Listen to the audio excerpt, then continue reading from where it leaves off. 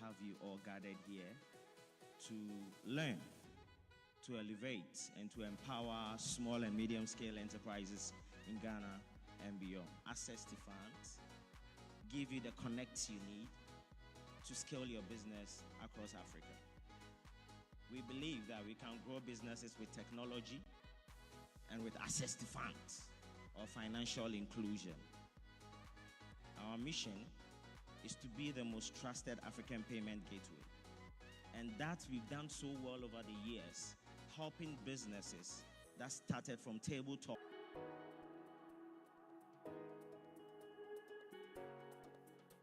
In 2021, 2022, we did a strategic partnership across different institutions, commercial banks, institutions across the rail. Then 2023, we did a bold step by getting into expansion of businesses across 20 diverse sectors, which is e-commerce, fintech, education, and healthcare. Then 2024, which was last year, we did a huge expansion across different jurisdictions. We're in about 23 countries now, including Ghana. So, and as of today, we're launching Ghana.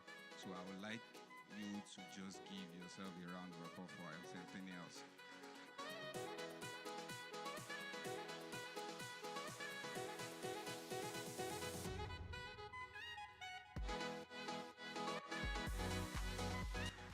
So here is our vision. Our vision is to empower seamless, secure transaction through innovation, reliability, and employees satisfaction growth. So I will tell you something today about our vision. This vision was coined through personal and self-worth. At Payaza, we prioritize our employee, and the vision is to be the most trusted African payment gateway. Harold, I'm the co-founder and CEO at Marriott Market. I'm super excited I got a chance to participate in Payaza's SME Thrive pitch competition and walk down with second place. I'm really glad. It was a great program put up together, and hoping to see more things we could do together with Payaza in the future. Thank you. Hi, my name is Bill Kobna. I'm co-founder and CEO at Idira. At Idira, what we're essentially doing is helping tenants find homes, pay rent monthly, and build credit score from the monthly rent payments. And we're super excited about the prospect of working with Payaza and this SME Thrive initiative. Thank you. Welcome to the SME Thrive. Today is not just a conference, okay? It's a game-changing event. You get to win some really good money for your businesses. You also get to network with the people seated around you. So just to make sure that we're not offending anybody, say something nice to the person seated next to you.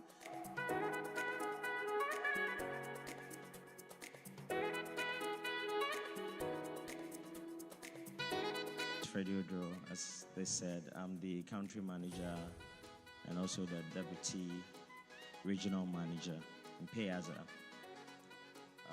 I want to use this opportunity to welcome you all to the SME Thrive by Payaza. It is an absolute honor to have you all gathered here to learn, to elevate, and to empower small and medium-scale enterprises in Ghana and beyond. Access to funds, give you the connects you need to scale your business across Africa. We believe that we can grow businesses with technology and with access to funds or financial inclusion. Our mission is to be the most trusted African payment gateway. And that we've done so well over the years, helping businesses that started from tabletop.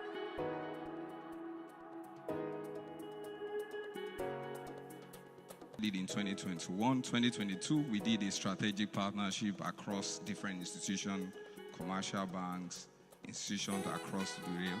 Then 2023, we did a bold step by getting into expansion of businesses across 20 diverse sectors, which is e-commerce, fintech, education, and healthcare.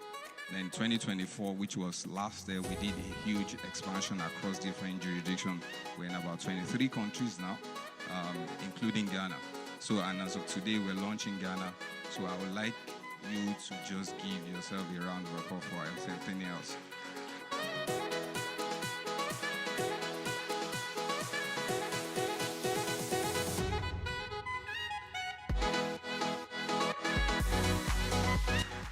So here is our vision. Our vision is to empower seamless, secure transaction through innovation, reliability, and employee satisfaction growth. So I'll tell you something today about our vision. This vision was coined through personal and self-worth. At Payaza, we prioritize our employee, and that tends to be the most trusted African payment gateway. I'm the co-founder and CEO at Might Market. I'm super excited I got a chance to participate in Payaza's SME Thrive pitch competition and walked out with second place. I'm really glad. It was a great program put up together. I'm hoping to see more things we could do together with Payaza in the future. Thank you. Hi, my name is Bill Kobna. I'm co-founder and CEO at Idara. At Idara, what we're essentially doing is helping tenants find homes, pay rent monthly, and build credit score from the monthly rent payments. And we're super excited about the prospect of working with Payaza and this SME Thrive initiative. Thank you. Welcome to the SME Thrive. Today is not just a conference, okay? It's a game-changing event. You get to win some really good money for your businesses. You also get to network with the people seated around you. So just to make sure that we're not offending anybody, say something nice to the person seated next to you.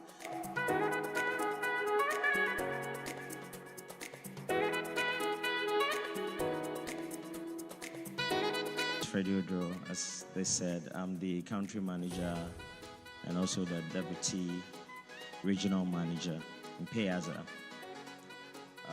I want to use this opportunity to welcome you all to the SME Thrive by Payaza. It is an absolute honor to have you all gathered here to learn, to elevate, and to empower small and medium-scale enterprises in Ghana and beyond. Access to funds, give you the connects you need to scale your business across Africa. We believe that we can grow businesses with technology and with access to funds or financial inclusion. Our mission is to be the most trusted African payment gateway. And that we've done so well over the years, helping businesses that started from tabletop.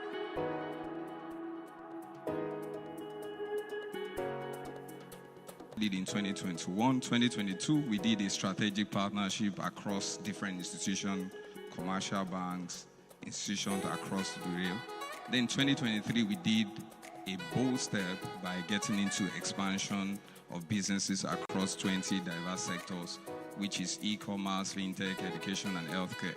Then 2024, which was last year, we did a huge expansion across different jurisdictions. We're in about 23 countries now, including Ghana. So, and as of today, we're launching Ghana. So I would like you to just give yourself a round of applause for everything else.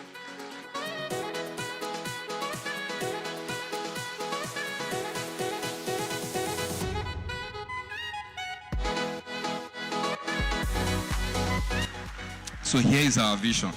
Our vision is to empower seamless, secure transaction through innovation, reliability, and employee satisfaction growth. So I'll tell you something today about our vision. This vision was coined through personal and self-worth. At Payaza, we prioritize our employee, and that tends to be the most trusted African payment gateway. I'm the co-founder and CEO at Might Market. I'm super excited I got a chance to participate in Payaza's SME Thrive pitch competition and walked out with second place. I'm really glad. It was a great program put up together. I'm hoping to see more things we could do together with Payaza in the future. Thank you. Hi, my name is Bill Kobna. I'm co-founder and CEO at Idara. At Idara, what we're essentially doing is helping tenants find homes, pay rent monthly, and build credit score from the monthly rent payments. And we're super excited about the prospect of working with Payaza and this SME Thrive initiative. Thank you. My name is Kelvin Medusa. I'm a software engineer by profession. I'm also the CEO and co-founder of a company called Zapping. And I'm also a part-time foodie and restaurant hopper. Being a foodie / restaurant hopper, I was trying to find the most ideal experience, like dining experience and delivery experience. And I really wasn't getting that with all the software I saw out there. And a lot of the software that is out there isn't essentially Nigerian. It kind of prompted me to want to build something that restaurants and honestly hospitality alike can enjoy. Zappi is a sales platform for the most part. So Zappi captures both your inventory, sales, and payments together, right? But then we service certain verticals like restaurants, hotels, retail places. Zappi is not a payments company. I'd put that out there. Zappi is not a payments company.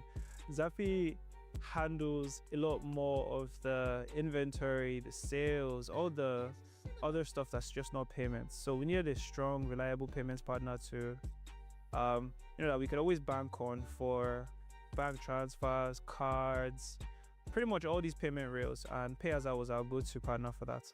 All right, so if I'm to describe Payaza, I would use fast and reliable and responsive as well. So fast because our transactions are like this. All right, reliable because we rarely have any downtimes, right? Yeah, I would say you should build a product that people want, not what you think people need. So that's something that we've had to learn while, on this Zappi journey. So I think a lot more entrepreneurs and founders could experiment a little bit more, try to find out what your customers really want, try to find out what your businesses really want, and then give them just that. Because at the end of the day, they're the one that's going to use the product. My name is Kelvin Edosa. I'm a software engineer by profession. I'm also the CEO and co-founder of a company called Zappi. And I'm also a part-time foodie and restaurant hopper. Being a foodie / restaurant hopper, I was trying to find the most ideal experience, like dining experience and delivery experience. And I really wasn't getting that with all the software I saw out there. And a lot of the software that is out there isn't essentially Nigerian. It kind of prompted me to want to build something that restaurants and honestly hospitality alike can enjoy. Zappi is a sales platform for the most part. So Zappi captures both your inventory, sales, and payments together, right? But then we service certain verticals like restaurants, hotels, retail places. Zappi is not a payments company. I'd put that out there. Zappi is not a payments company. Zappi handles a lot more of the inventory, the sales, all the other stuff that's just not payments. So we needed a strong, reliable payments partner to, that we could always bank on for bank transfers, cards, pretty much all these payment rails. And Payaza was our go-to partner for that. All right, so if I'm to describe Payaza, I would use fast and reliable and responsive as well. So fast because our transactions are like this.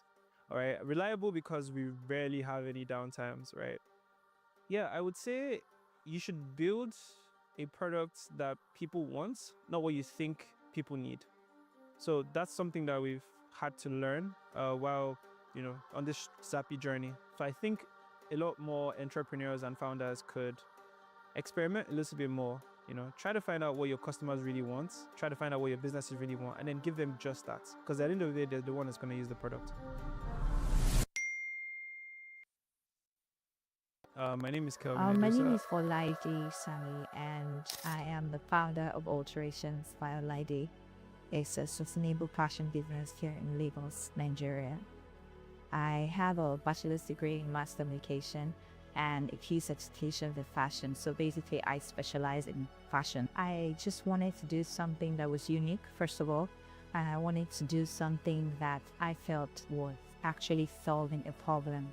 We are pushing for avoiding waste in fashion that causes pollution and just encouraging people to wear what they already own. If you have something that is special, don't just discard it.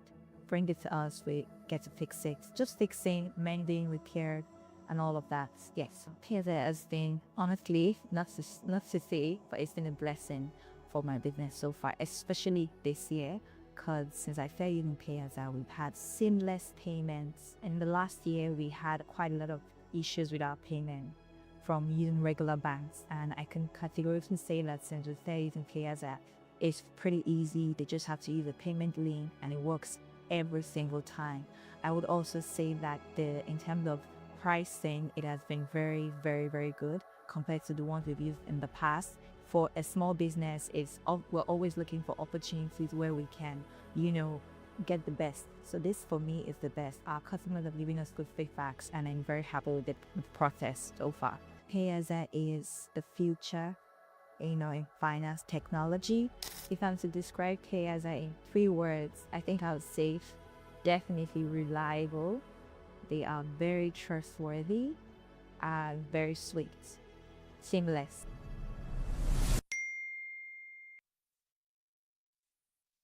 My name is Olaide Sami, and I am the founder of Alterations by Olaide.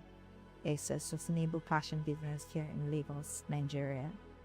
I have a bachelor's degree in mass communication and a few certifications in fashion. So basically, I specialize in fashion. I just wanted to do something that was unique, first of all, and I wanted to do something that I felt was actually solving a problem. We are pushing for avoiding waste in fashion that causes pollution and just encouraging people to wear what they already own. If you have something that is special, don't just discard it. Bring it to us, we get to fix it. Just fixing, mending, repair, and all of that. Yes, Payaza has been, honestly, not to say, but it's been a blessing for my business so far, especially this year, because since I started using Payaza, we've had seamless payments. In the last year, we had quite a lot of issues with our payment from using regular banks, and I can categorically say that since we started using Payaza, it's pretty easy. They just have to use a payment link, and it works every single time. I would also say that in terms of pricing, it has been very, very, very good compared to the ones we've used in the past. For a small business, we're always looking for opportunities where we can, get the best. So this for me is the best. Our customers are giving us good feedbacks, and I'm very happy with the process so far. Payaza is the future, in finance technology. If I'm to describe Payaza in 3 words, I think I would say definitely reliable. They are very trustworthy and very sweet, seamless.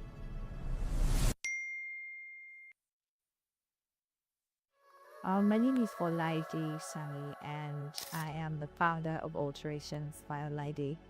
It's a sustainable fashion business here in Lagos, Nigeria. I have a bachelor's degree in mass communication and a few certifications in fashion. So basically, I specialize in fashion. I just wanted to do something that was unique, first of all, and I wanted to do something that I felt was actually solving a problem.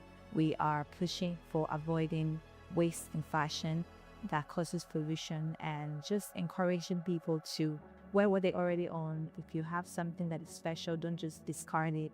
Bring it to us, we get to fix it. Just fixing, mending, repair, and all of that. Yes, Payaza has been, honestly, not to say, but it's been a blessing for my business so far, especially this year, because since I started using Payaza, we've had seamless payments. In the last year, we had quite a lot of issues with our payment from using regular banks, and I can categorically say that since we started using Payaza, it's pretty easy. They just have to use a payment link, and it works every single time.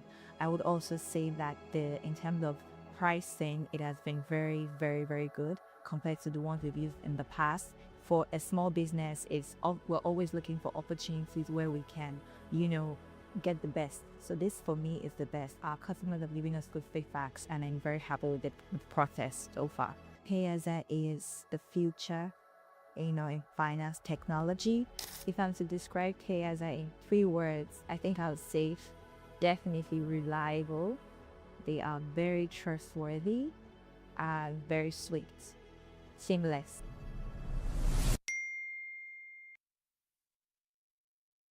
My name is Olaide Sami, and I am the founder of Alterations by Olaide. It's a sustainable fashion business here in Lagos, Nigeria. I have a bachelor's degree in mass communication and a few certifications in fashion. So basically, I specialize in fashion. I just wanted to do something that was unique, first of all, and I wanted to do something that I felt was actually solving a problem. We are pushing for avoiding waste in fashion that causes pollution, and just encouraging people to wear what they already own. If you have something that is special, don't just discard it. Bring it to us. We get to fix it. Just fixing, mending, repair, and all of that. Yes, Payaza has been, honestly, not to say, but it's been a blessing for my business so far, especially this year. Because since I started using Payaza, we've had seamless payments. In the last year, we had quite a lot of issues with our payment from using regular banks, and I can categorically say that since we started using Payaza, it's pretty easy. They just have to use a payment link, and it works every single time. I would also say that in terms of pricing, it has been very, very, very good compared to the ones we've used in the past. For a small business, we're always looking for opportunities where we can, get the best. So this for me is the best. Our customers have given us good feedbacks, and I'm very happy with the process so far.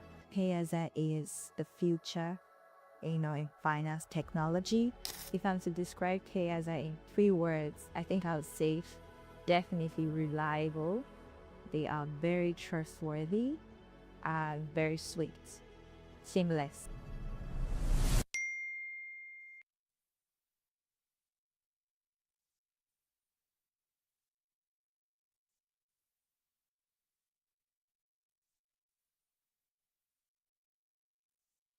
Hello. Thank you. Good afternoon, everyone. Oh, good after. I know we're starting late. I know. I take all the blame and all the responsibility, okay? So we really apologize for the late start, but good afternoon. Thank you. Thank you so much. So, for the purpose of us looking really great at the end of this event, I want us to fill in the spaces. So, kindly come forward, okay? So we can look really great when we see our photos and our videos on socials and all of that. So, we'll just do that under.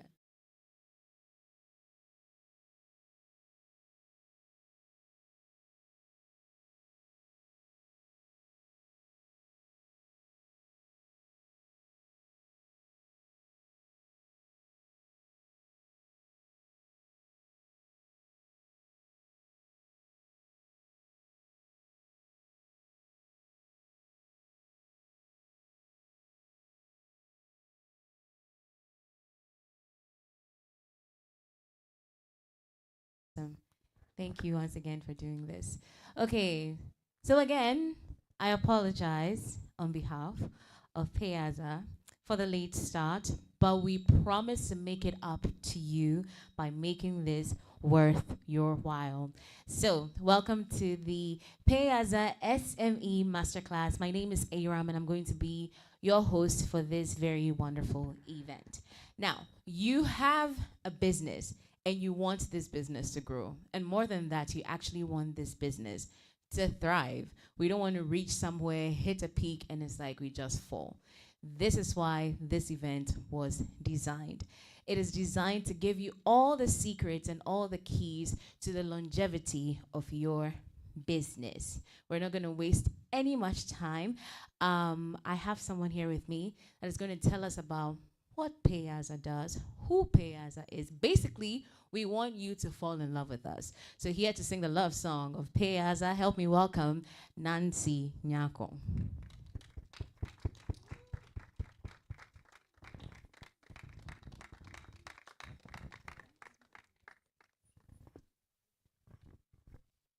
Okay, before I say anything about Payaza, can we be upstanding and let's share a word of prayer?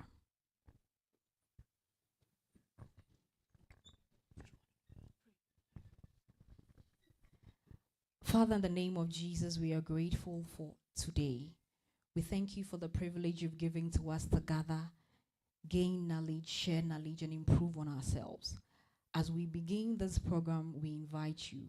We ask that you lead us, direct us. We agree that on our own we can do nothing. We have our skills, we have our talents, but on our own we can do nothing. We invite you that you will take absolute control and guide us. Thank you for the success of this program, and thank you for being here. In Jesus' name, amen. Please be seated. It's a delight to see young people, especially in the SME space, gathering here to gain knowledge and add value to themselves for their business. This is what it tells us, that Ghana has a future. And if we have thriving businesses, we will do more. And this is what Payaza is all about. Supporting the SMEs so that they can realize their dreams and make meaningful impact. Have you wondered how people are able to send money across the globe? Someone can be in another country, send money to someone in a different country. As a business owner, you are able to buy things in your house from your phone at your own convenience. Have you wondered how that is possible? That is what Payaza is about. We are like an intermediary between your business and your customers, helping you process payments seamlessly, efficiently. That is what Payaza does. And that is why you are also here. You are here to hear from us so that you can partner with us and we would help your business processing your payments for you. Payaza started in Nigeria in the year 2022. And since then, our goal was that we will become the best payments, an African gateway. We will be our mission. That's what we intended to do with Payaza business, that we will be the most trusted African payments gateway. And since 2022, we've been working on that vision, and we have extended our tentacles across the globe.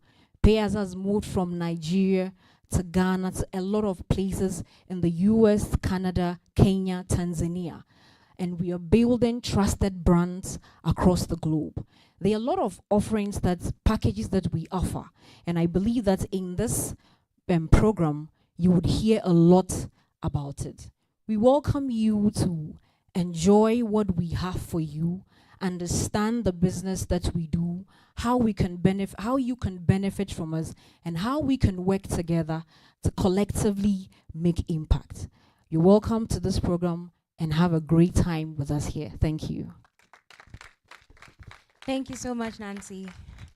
Awesome. We're going to move on with the program. Now, you and I know that I'm not as brave as you are, but starting a business can be exciting. It can be overwhelming and somewhat scary sometimes. But we do not want you to focus on all the emotions that you go through when you start a business. So, Payaza, in addition to talking about processing your payments, they want to give you a more wholesome look on entrepreneurship, the success, the challenges, and the learnings, because there's no failure in this journey. So to help us do that, with a round of applause, help me welcome Bako Ambianda. Please keep clapping. He's still coming. If you can add a whoo to it, thank you. Beautiful. If my ushers can help me get him, that would be really great.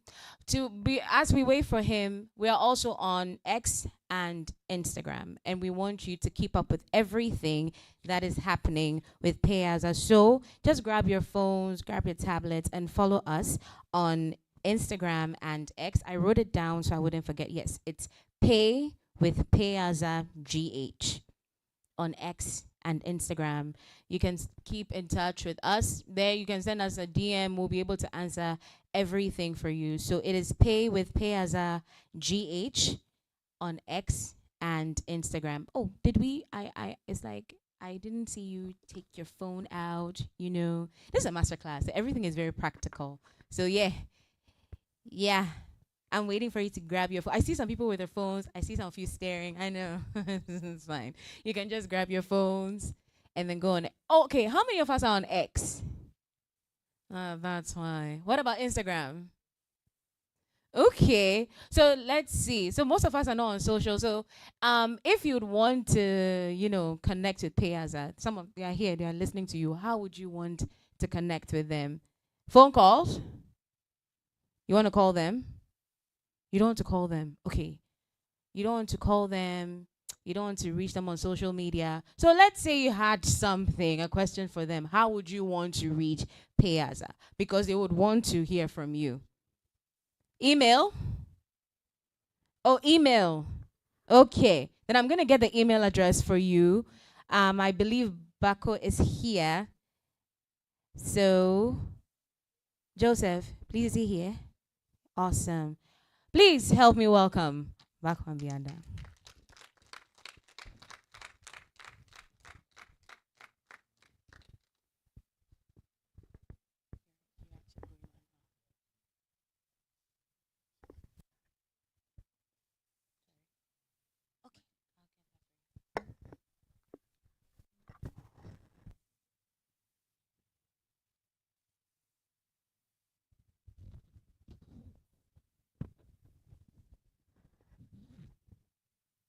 The Backaway movement requires being relentlessly ambitious, having a little bit of daring craziness, and not taking no for an answer. Bako embodies this sheer drive, hunger, unyielding persistence, and unwavering determination for greatness. He grew up in the humble streets of Tarakum, Bamenda in Cameroon, and achieved seemingly unattainable heights, such as hosting and addressing prestigious world leaders, launching successful businesses in diversified sectors, traveling the globe, publishing best-selling books, speaking at high-level international gatherings, breaking new grounds with innovative development initiatives, receiving numerous prestigious awards, featuring in Forbes Africa 30 Under 30, and many other well-deserved recognitions. Bako was the first and foremost in his generation from Bamenda to become a recognized international development expert.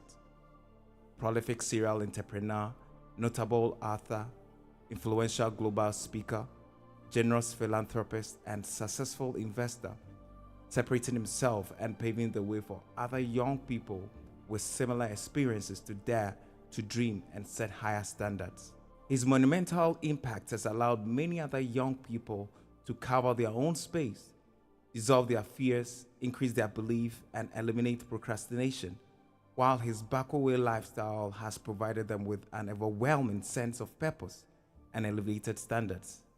The world is moved along, not only by the mighty shows of its heroes, also by the aggregate of the tiny pushes of young leaders like Bako Ambianda, who works tirelessly to make significant development and social progress in Africa, inspired by his philosophy of Afri-developism.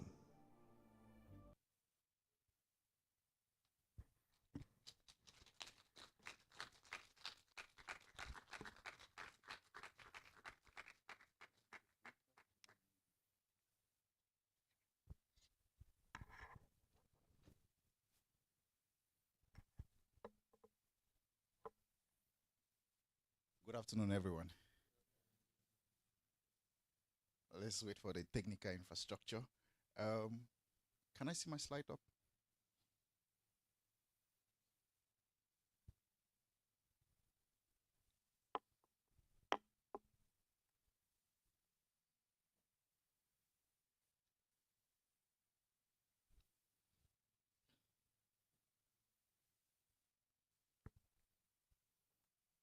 While they are preparing the slide,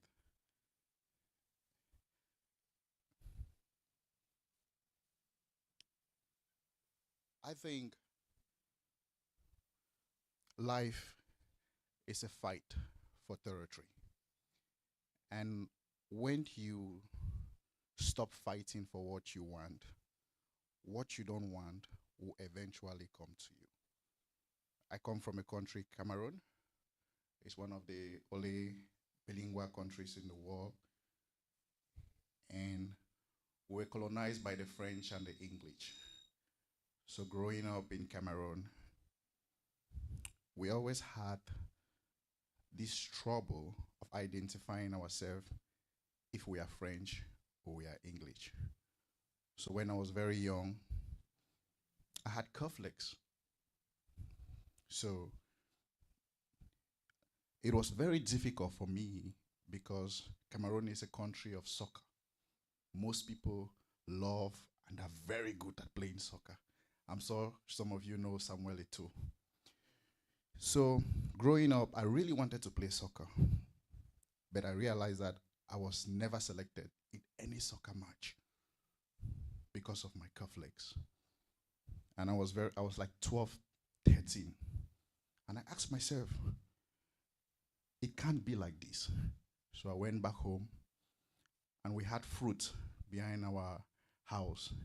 And I started plucking those fruit, selling it in school. From taking the money from those fruits, I eventually entered into pottery at the age of 14 years old. From the money generated from those fruits, I went back to my high school and I started my own club at 14 years.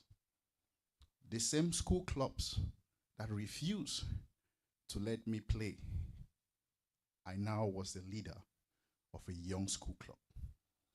And what did I learn from that? That all my life, we have to fight. And that's the story of Bakwambianda. So I'm going to take you through some quick, my slide please. So I'm going to give you a little bit of the story of Bakwambianda. Okay.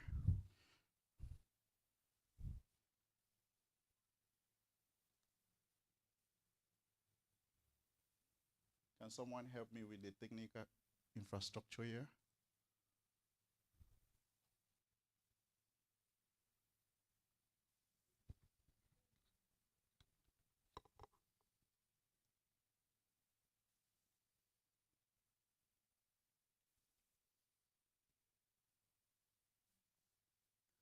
So I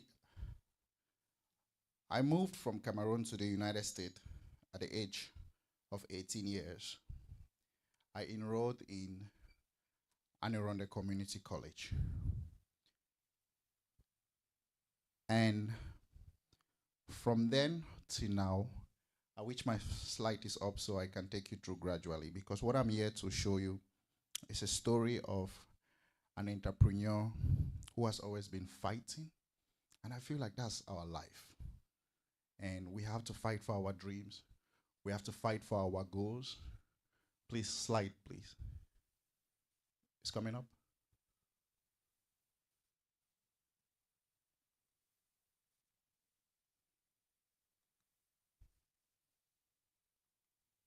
I might have to break. Once it's up, then I continue.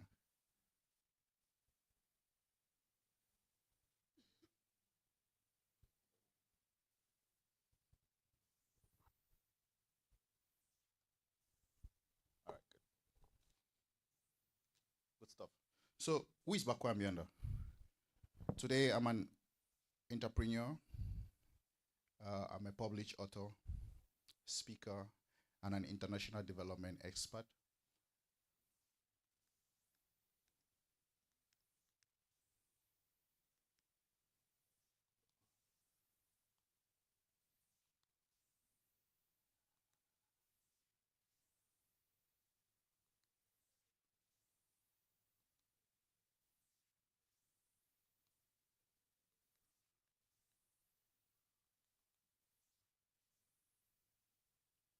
Please take it back from the start. Sorry, guys, this is life, right? In life, we always have challenges, and that's some of the things that we're going to share today about having some challenges around your way and just making it work. Please, to the start, please. Okay, good. All right. All right, so I'll probably just be doing next slide, and then you go next, because I don't think this is working very well. All right, next slide, please. All right, so as I said, I started my journey at a very young age, and that's something that today I'm very proud of, because we need to really start young. When we start young, we have more chances to fail, to learn. It's like a little child, right? When you have a little child and the child is learning how to crawl, and sometimes when the child falls, you don't tell the child that, stand up, don't try again to walk. You always tell the child, keep trying, because if that child doesn't try how to walk and stand and fall, the child will never eventually learn how to walk. And that's, next slide, please. So if you look at the picture upstairs, you will notice that 2011, 2011, while in the US, I decided that everything that we want in this world is hidden in the pages of books. Back in the days, slaves were not allowed to read because everything that mankind has ever achieved are in pages of books. So I remembered my challenge back in Cameroon, and I noticed that when I was rejected, I went out, I fought, I came back, and I started something. So I had to devote a lot of my time learning. And if you look at from 2011, I was about 20 years old. I'm 34 right now, and I read several books. Next slide, please. And this image here, and I'm going to get you into my journey. I want to first prepare you with food for thought. If you look at this image here, you will notice a tombstone. It's written, "Rest in peace, born 1955," and the last part is not written, because that's life. All of us, the most important part of our life, 2 days, the day you are born and the day you realize why you are born, because here is never determined, right? So what happens in your life is this dash. What is your dash? If you die today, what dreams die with you? What business die with you? What idea die with you? What invention die with you? Think about if the guy who started WhatsApp never started WhatsApp. If the guy who started Facebook, or all the amazing technologies that we now have today around us, if they never started it, what dies with them?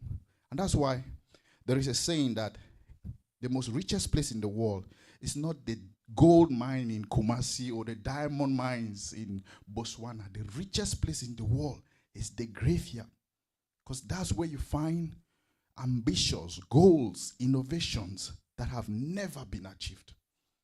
And when I learned about this thing at my young age, I said to myself that when I die, I want to be on my deathbed.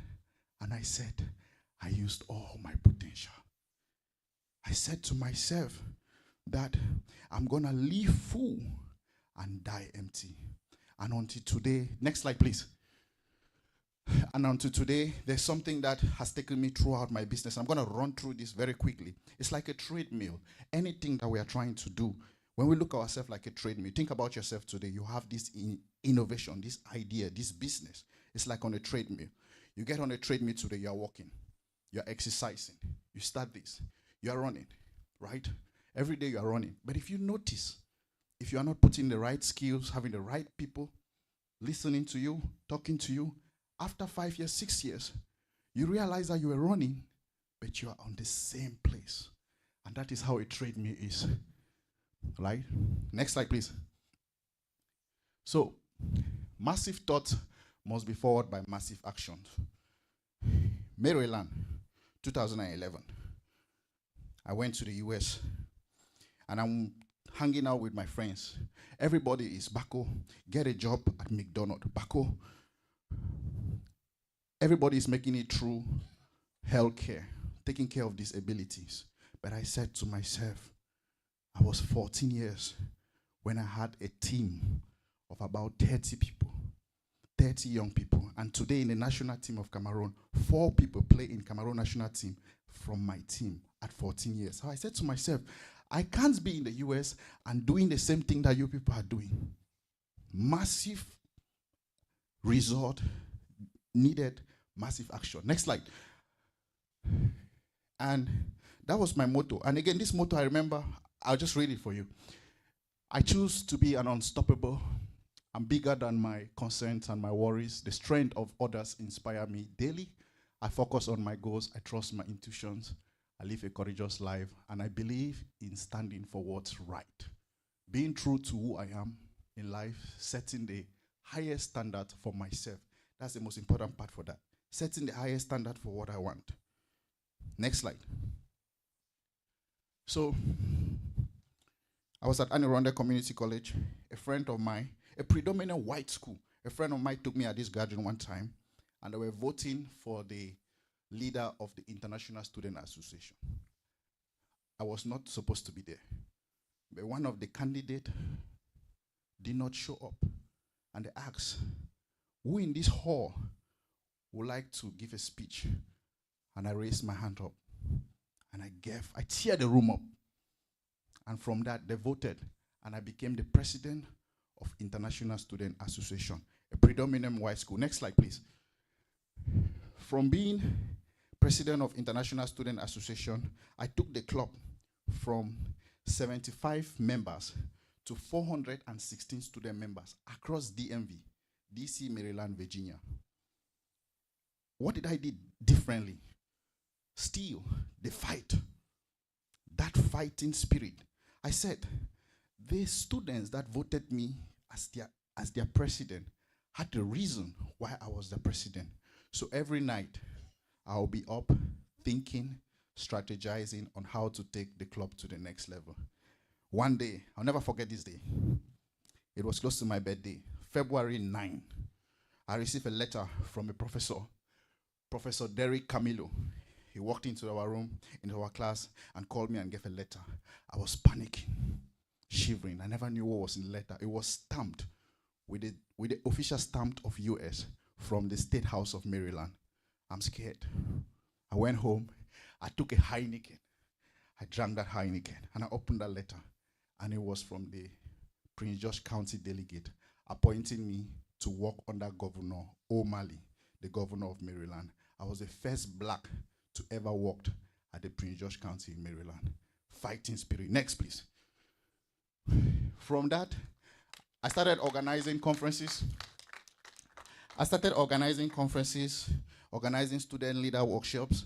From there, they gave me an endorsement. I even organized the President Barack Obama Energy Congress 2012 at a very young age. Next slide, please. Now, we're getting into the entrepreneurship journey. 2012, a friend of mine invited me to an event that was taking place in Greensboro, North Carolina. There I'm wondering, why am I going there?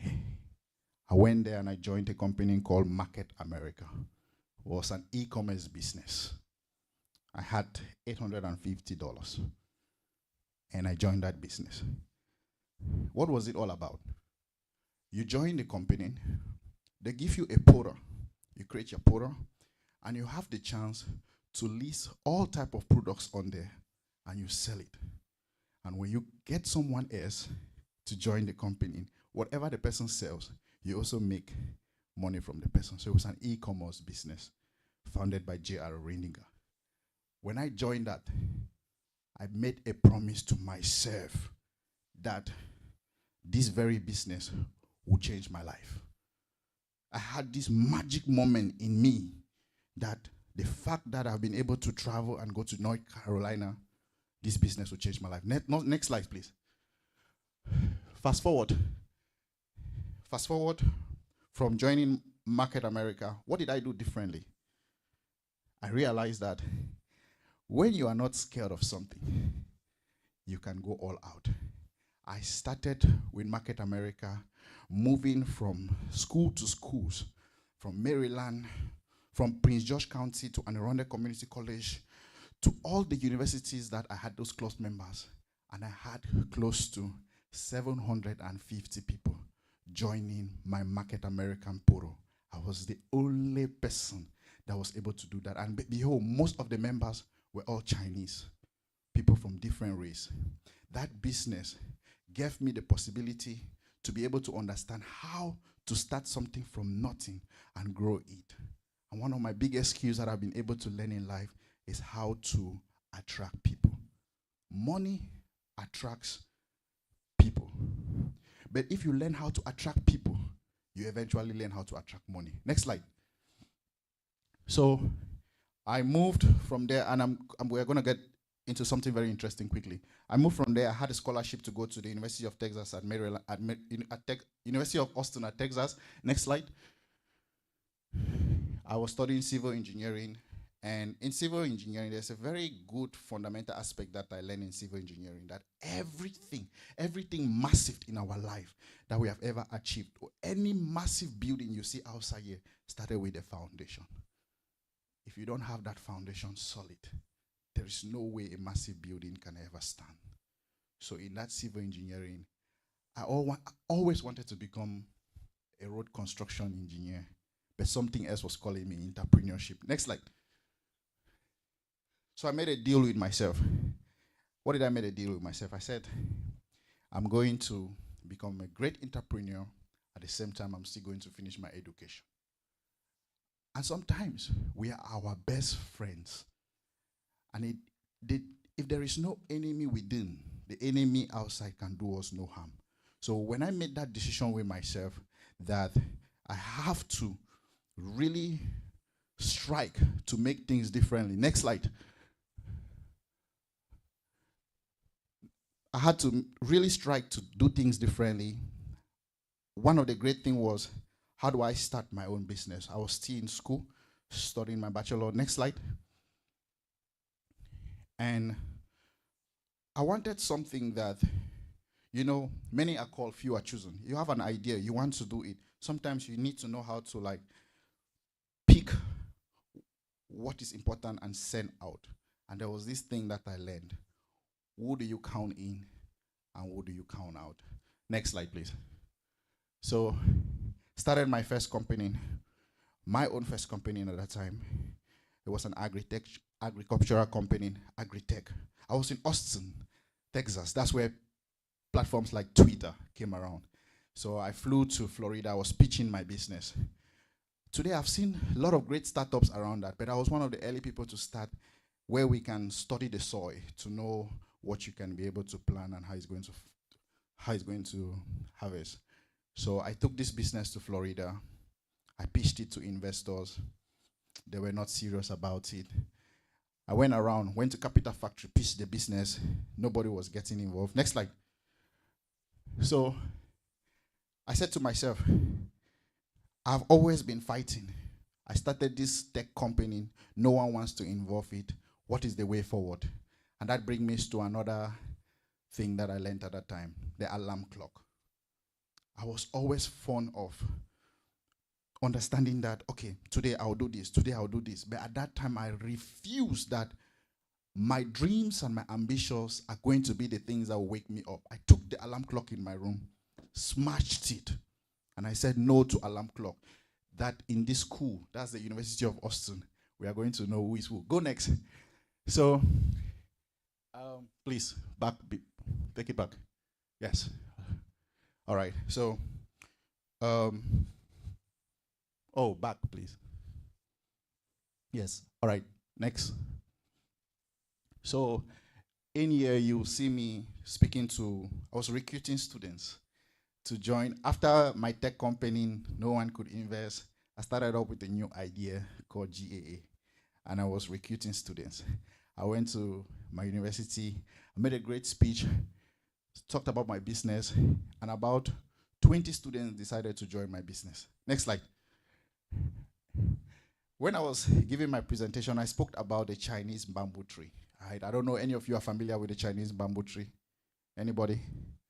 Okay. The Chinese bamboo tree is a tree in China that once you put the seed on the ground, you need to water it every day for 6 years, right?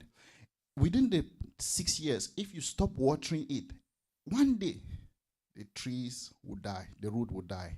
But after 6 years, the tree grows 90 feet tall in 2 weeks, right? You think, did the tree grow in 6 years or in 2 weeks? But the answer is it grew in 6 years, but it was not showing.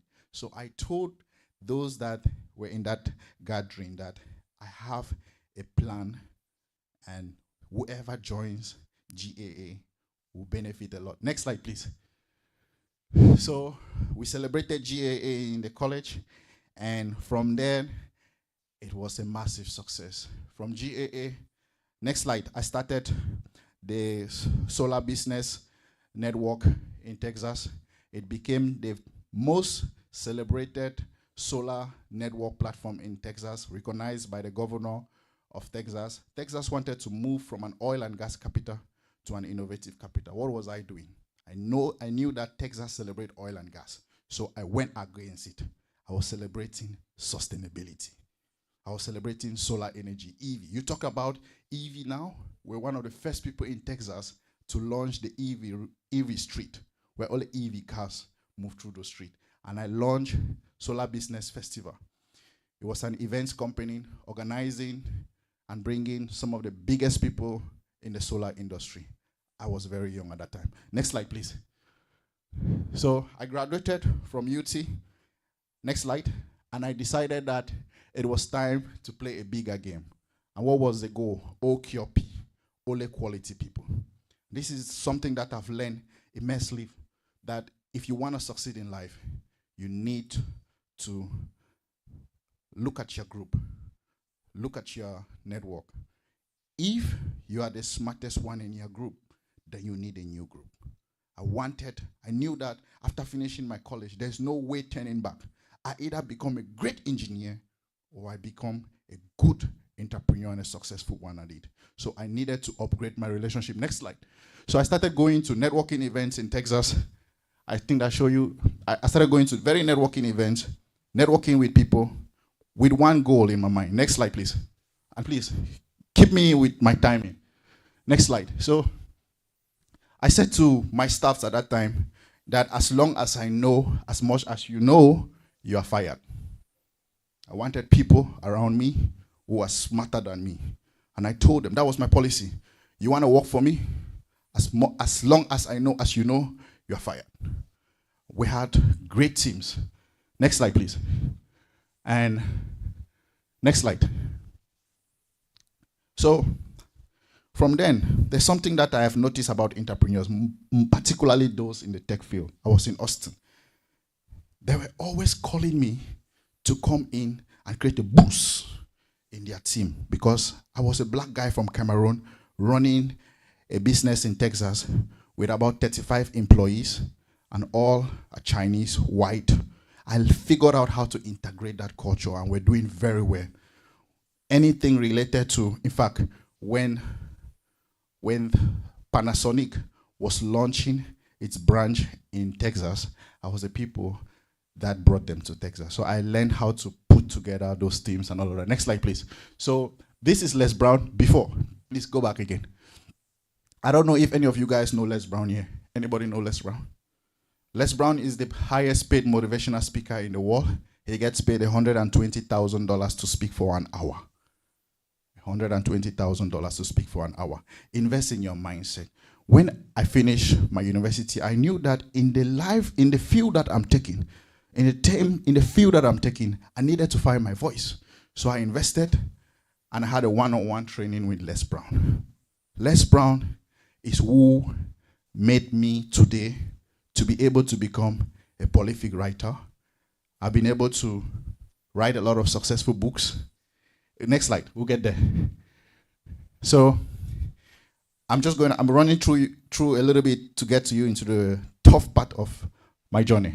So when I was, I think 24 years, with the work I was doing in Texas, building and encouraging solar businesses, launching platforms for sustainability, EV, launching the Solar Business Expo, the Solar Business Festival, the Solar Business Awards, launching my own solar event, my own solar company. We're doing solar panel roofing. We're doing ground mount. So I was into the entire value chain of solar. Had a successful solar company, had a successful solar event, had a successful solar award. So I was everywhere. And one time, the United Nations called me to come in and give a presentation about some of the young people that are driving sustainability in the world. Next slide. Next slide. Next slide. Okay, so this was like Solar Business Awards. So I will call some of the biggest solar events, solar companies in the entire US, and I'll give them an award.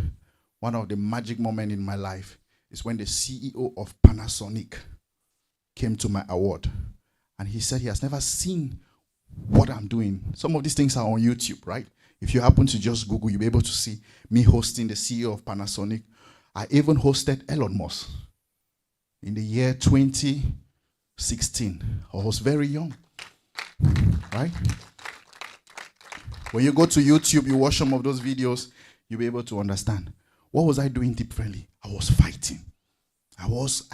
There was no alarm clock.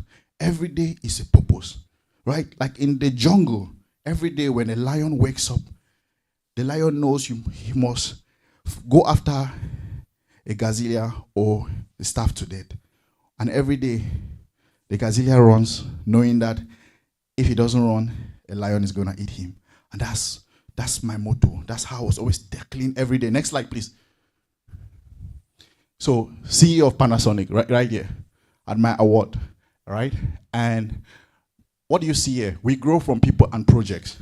When the CEO came to my event and he saw me, he said, "You are very young. I'll help you do what you are doing in the US, in Africa.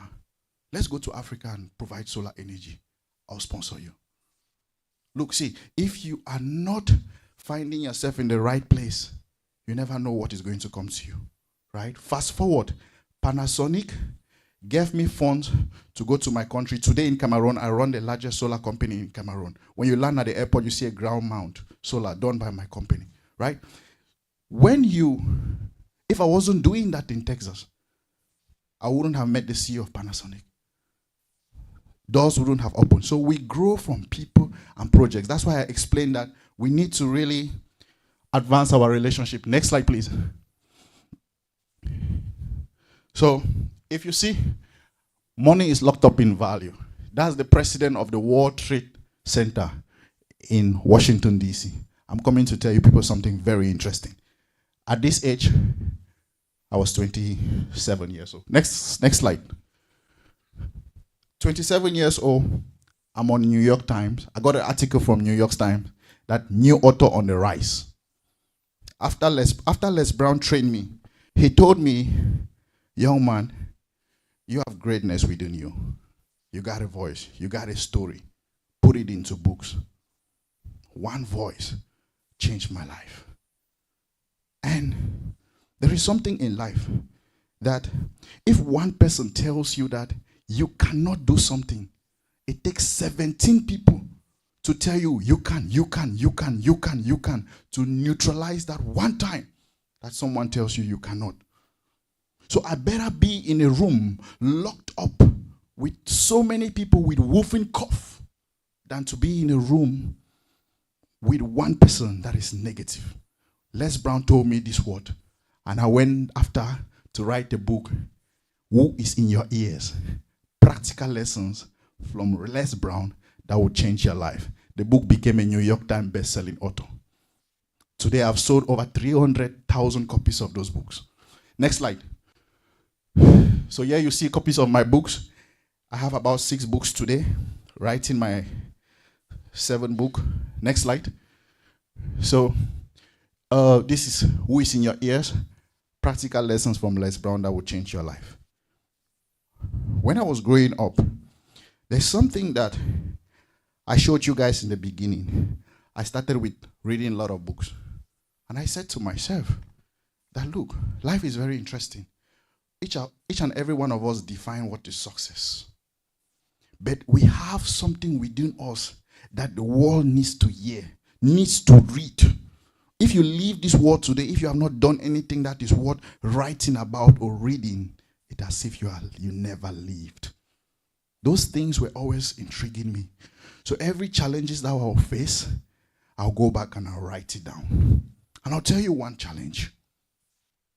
When I started writing my first book, Destined to Win in the Game of Life, I took it to a publishing company. I told them that this is my manuscript. This book is going to be a game changer.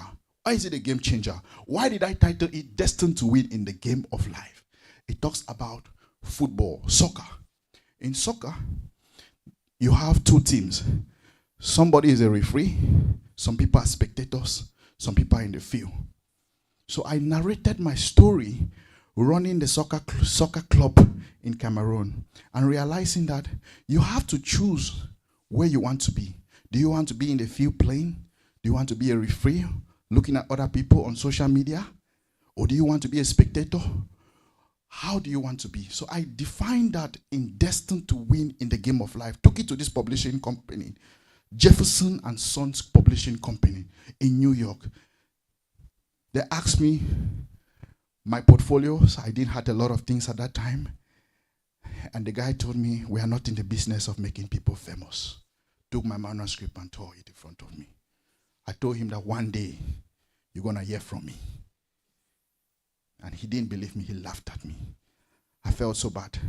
But one thing I learned is when people tell you no, they have just given you that exit to go and become a great person. That's why I was investing a lot in myself. From then I asked myself, why is it that other people are getting their book published? And I took my book to a publishing company and they tore the manuscript in front of me. So I started going back again to my network. We become the average of the 5 people we hang around with. I tapped into other people's credibility. And one day, I was making a presentation, and I expressed my challenges, and one guy called me and said, my sister runs a big publishing company in Pennsylvania who will help you become published. They gave me a deal on my first book, and they said I should write the book. My first book was $85,000. They said they'll give me a deal as an entry-level person. They'll give me $85,000 to write the book. If it is successful, then they're going to continue paying me royalty. I wrote that book. It was crazy. It was crazy. I was traveling from schools to school promoting these books. Destined to Win the Game of Life is what made me to be on New York Times bestselling author. I sold a lot of copies with these books. I was speaking into existence a lot of things I didn't have. But when I speak with confidence and authority. I mentioned in one part of the book that all of us are one day going to die. No one gets out of life alive. When I used those analogies and I shared it with a lot of students, at that time in the US, I'm sure some of you follow news, there are a lot of things happening in black community. So they wanted to use me as the voice for hope. That instead of black people to tune in their televisions and learn how to be talks, let them tune in and listen to some other black people and learn how to be thinkers. From that book, I got immense blessings, recognitions. Next slide, please. So entrepreneurship for me is like falling from an airplane without a parachute, but before you land, you have built one to take you up. The road to success is narrow. I just told you about some of the challenges that I had to go through. Next slide, please. So this for me is one of the most interesting moments in my career as an entrepreneur. I was 28 years old and I had a new vision. You know, in the beginning was word, life and death is in the tongue. A man without a vision perish. Before I get into this interesting part, I want to share you something. Anybody know Walt Disney Park? Disney Park in Orlando, Florida? Yes. One of the biggest theme park in the world. When Walt Disney was working on that theme park, he died. His junior brother continued that project and finished the project. And during the day of the launching of the project, one woman walked up to him and said, "Isn't it sad that Walt Disney is not here to see this project?" And his brother laughed. "No, it's not sad. He saw it. That's why he's here." So look, we have two eyes, our mind eye and our eyesight. What you see here is more important than what is in front of you. I had this dream in 2018 that one day I want to go back to Africa and make a lot of change. I was in the US, 28 years old.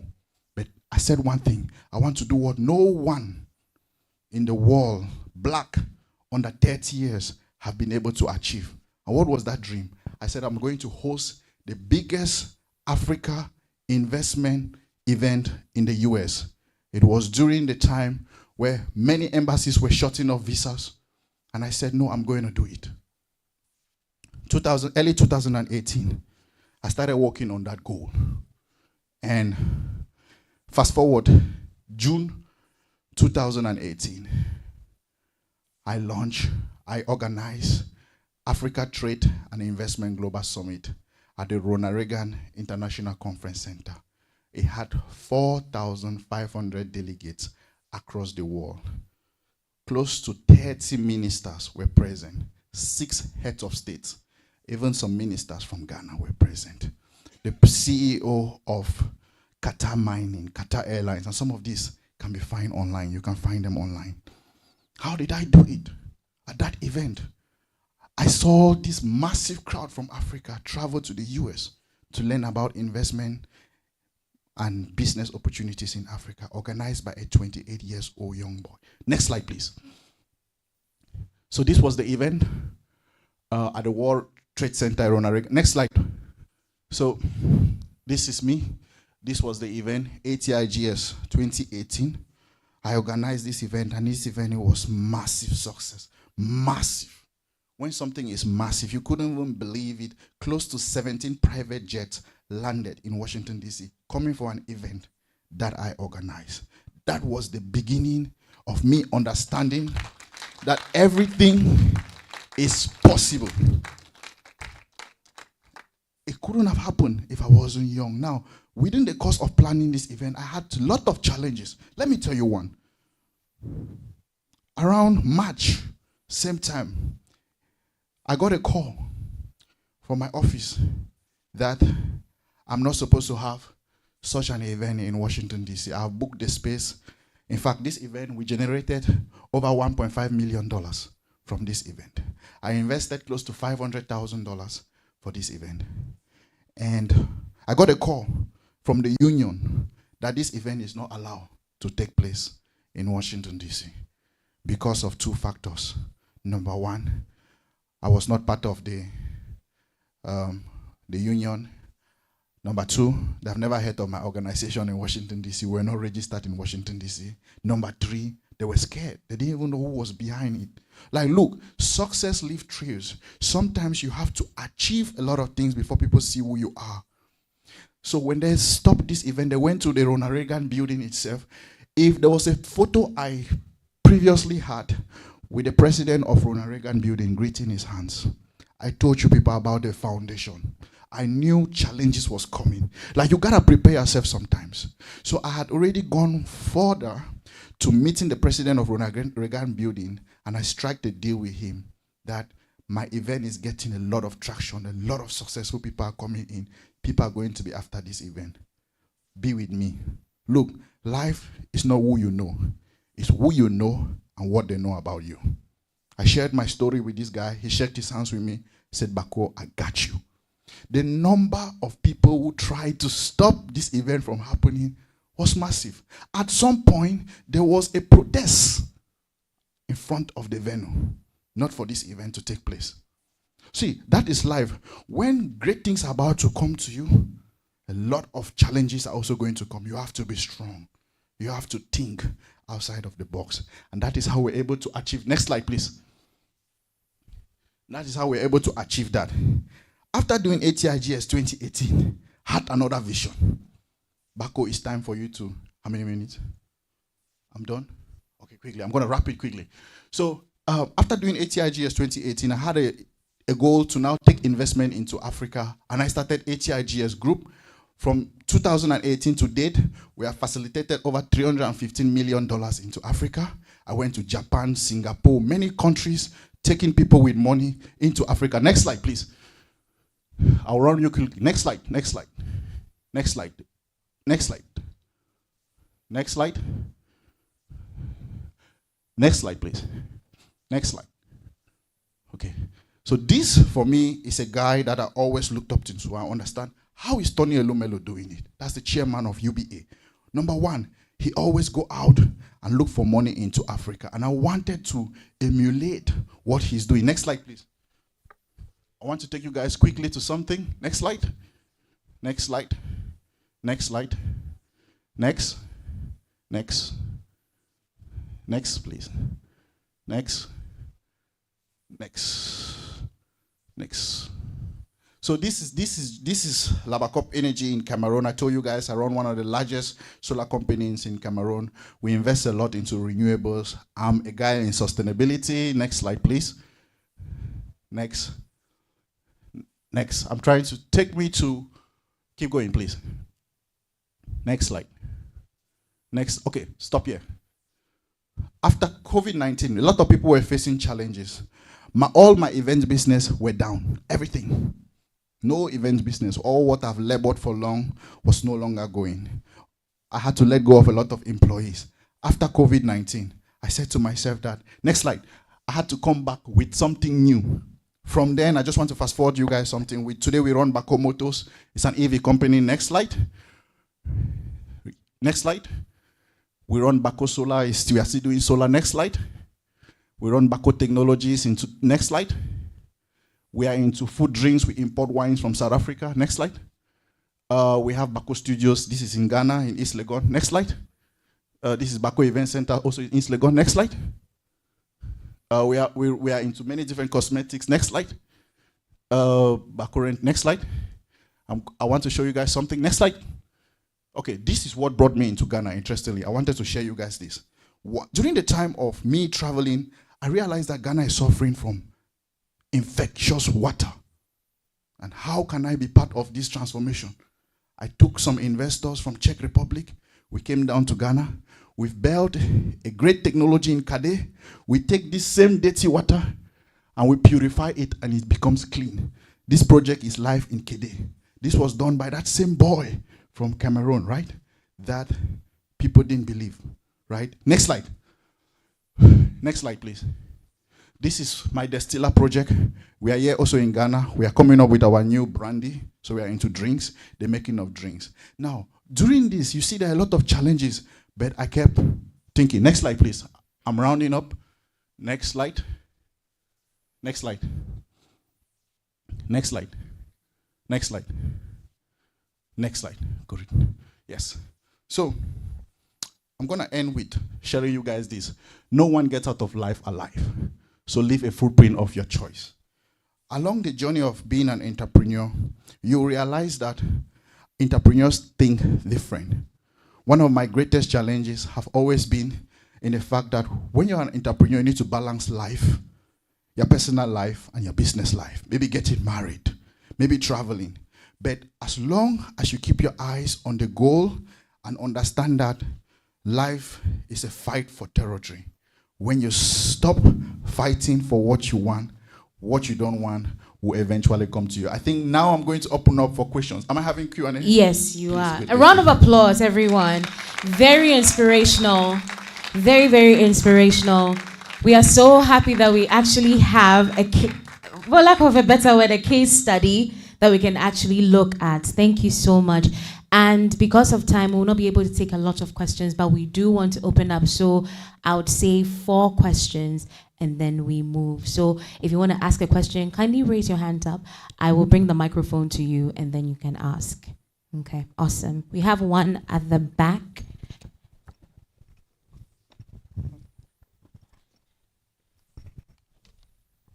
So my name is Mary Lancelot of MLC Fashion. My question is, in your speech, you said you crashed your alarm. And I'm also thinking about time management. As a woman with a lot of responsibilities, how can you, you get up, you want to attend to your tasks, but I have to attend to a child, I have to attend to a business. Let me take you from there. I know where you're coming from with and the then question. Secondly, in your journey, did you have your family support? Okay, good stuff.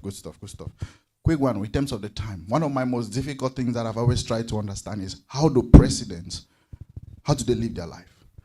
How do the president of maybe say Dangote Group with managing billions upon dollars live? Look, we have the same time in this world with the most richest person in this world.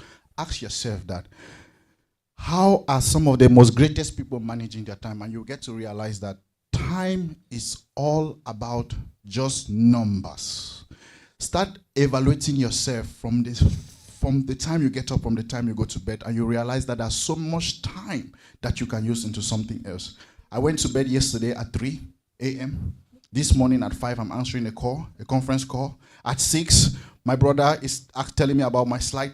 From there, I'm going to my office to check up. From there, I'm here. But some people cannot manage. But when you put a lot of pressure on yourself, then you realize that you can figure it out. Second aspect is family support. Now, I really think a lot of time when you are starting, your family might not even be there for you. And sometimes when you share your dreams with people, if they don't laugh, it means your dreams are small. So there are a lot of times when I share what I was going to do, even my family members told me that, man, just stop that. Go get a job. You already have your bachelor degree. You can become a great engineer. So people have to laugh at your dream. Yourself needs to be scared of what you want to do because you need to see it. So I don't believe in family support. I think for me, the greatest force that you have is your own self. Family sometimes are there to give you that emotional and that prayer. That's all you need. You don't need family support sometimes in the beginning because they might not see it for you. Sometimes it's even your friends that can see it for you, not your family. Next.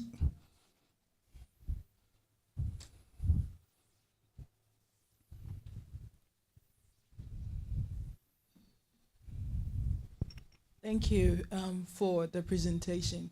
I have heard something you said now somewhere else, as in you were saying if you know more than the person you've employed, the person is fired. I've heard someone also say the same thing. But then when we are startups, mostly those people that know more than you ask for more than what you can pay them. So how do you go about it? Because we are all startups here, most of us, I can say. So what can we do? Do we have to do everything ourselves now? No. See, the truth of the matter is that even Jesus Christ had apostles, right? Jesus Christ had people around him in life, and all those people around him, they were there for the vision. You have to sell your vision. When you sell your vision, you take a step back and allow people to be the force. So even you want to get the best and the smart people around you, what matter is you can't lead people. People can't follow you if they don't know where they're going to, right? If you leave your house today, you are driving, and you know you are going to East Legon, another person leave, they don't know where they're going.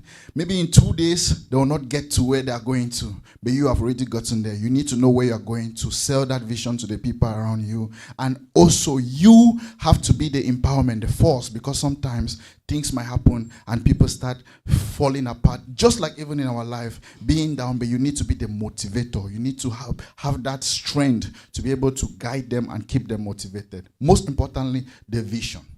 They need to know where you guys are going to, and they'll hang in with you. Next question, please.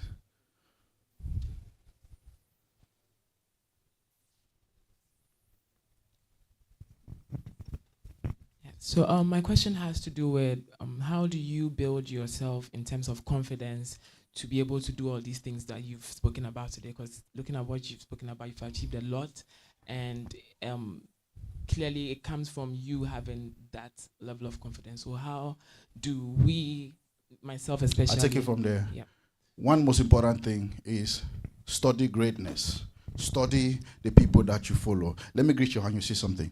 Right? I can greet you from here and I know that you are still learning. Sometimes in life, if you notice, when a great man greets you sometimes, they shake their hands, right? When you study great people, what they do, how they move, how they shake hands, how they study, what are they reading, it automatically builds yourself.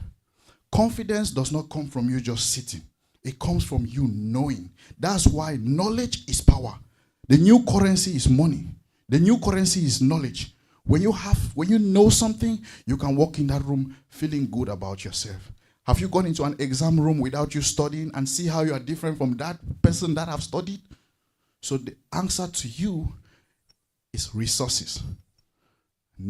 Upgrade your relationship. Be around with people that you can learn from. If you cannot learn from people, they are not supposed to be in your life. Right? The more you grow in life, the more your people reduces. So you want to start at some point building those who you learn from, those resources, learning books, going to places that you can learn, and you'll build your confidence.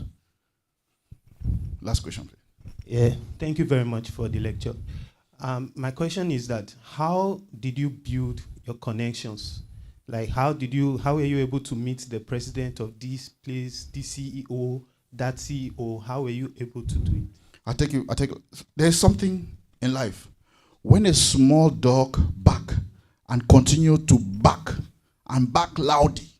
Very soon, the big dogs will hear you. Whatever you are doing, bark. Bark, bark, bark. Position yourself in the right place. Go to the right places where you meet people. You cannot imagine to meet the CEO of, let me say the CEO of Facebook. You will not imagine to go to a coffee shop and meet. You need to find out where they're hanging out and be there. Find yourself in that room. If you are in the right places, you attract the right people. And when they meet you there, somehow, something, they already know that there's something in that person that's why you are there, right? That's sometimes great people judge you sometimes from once you open your mouth. Once you open your mouth, people ask themselves 3 things. Who are you? What do you have? And why should I care? So every time you open your mouth, you are indirectly selling yourself for greatness. When you meet a great person you want to connect with, I've gone to some programs, I've met some people managing billion-dollar companies, and I wanted to invite them to speak at my event, and I knew how I approached them, and they were like, yeah, I'll do this for you. So it's all about being at the right place. Awesome. A round of applause, everyone. Thank you so much. Thank you so much, sir. I know a lot of you have questions, but because of time, we will not be able to take all of them. But there will definitely be a networking session after the program. So do not be in a hurry to leave.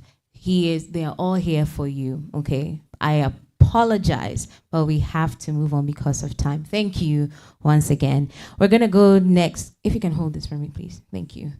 We're going to go straight into the next session, and I have with me here Mr. Afolabi, who is going to be helping us pronounce his last name, because, I don't want to do anything to this. So Mr. Afolabi is a very wonderful man. He is an experienced business leader with a vast experience in the tech, telecom, consulting, manufacturing, and shipping industries. With over 18 years of experience in these industries, he has a power track record of driving growth. So if you want to also have growth in your business, this is the right place to be. Driving growth, fostering innovation, and leading high-performing teams to achieve transformative results. He is known for his forward thinking. He is also known for his collaborative leadership. He has fostered and continues to foster a culture of transparency, inclusivity, and innovation, empowering employees, and he's going to be empowering you today, to share ideas and contribute to the company's success. He believes in continuous learning and continues to encourage his teams to do that and to stay ahead of industry trends through popular training and development. Man, my eyes are failing me today. He has a rich academic background as well, a bachelor's degree in economics. He also has a master's degree in professional accountancy, an MBA in entrepreneurship and strategy, the executive leadership certification as well, and also a DBA student, Liberty University alum, right? Awesome. With a round of applause, help me welcome Mr. Afolabi. So you're going to help us with your last name as well? Definitely. Yes. Definitely. Hi, everyone. Good afternoon. It's great to be here. My other name is Oladunjoye. I don't know if you... It's easy. No, we'll do it. Right? Everybody, say it one time. Oladunjoye. Yes, we'll do it together. Oladunjoye. Oladunjoye. Simple. One more time. Yeah, if I'm going down, you're going down with me. So the literal meaning is really wealth is better than shift and sit title. I mean, who doesn't want? I mean, who wants to be a king without money? And I believe that's why we are here. I mean, thanks for an inspiring presentation. I think it's critical to say that the entrepreneurship journey is a challenging one. It's nobody will sit here and say it's very easy and rosy, and the moment you start, you're probably just cutting through and making the money. But I think there are critical fundamentals behind a successful journey. One would be being a leader with the right vision. I mean, he spoke about you being able talk about your vision. You have to be able to carry your people along. You're never going to be able to do it alone. You need people around you, but those people must key into that vision, and they must understand why, you're doing what you're doing. They must be able to see, whatever you want to do in the same light as you, that you own the business. In fact, they should even see it more, as much as possible. And I think the other thing is leveraging the strengths and weaknesses. As an entrepreneur, you have strengths in a lot of areas. You also seemingly have weaknesses in a lot of areas. And you must clearly be able to know, okay, this is where my strength lies, and this is where I need to work on myself. And I think, before I delve into this, a round of applause for Payaza. I think Payaza has created, this allowing and providing businesses with a reliable payment platform and reliable payment solution. I also think what Payaza has done differently for most entrepreneurs is they are bringing together the entire value chain so that you have a one-stop shop that can support your business to grow.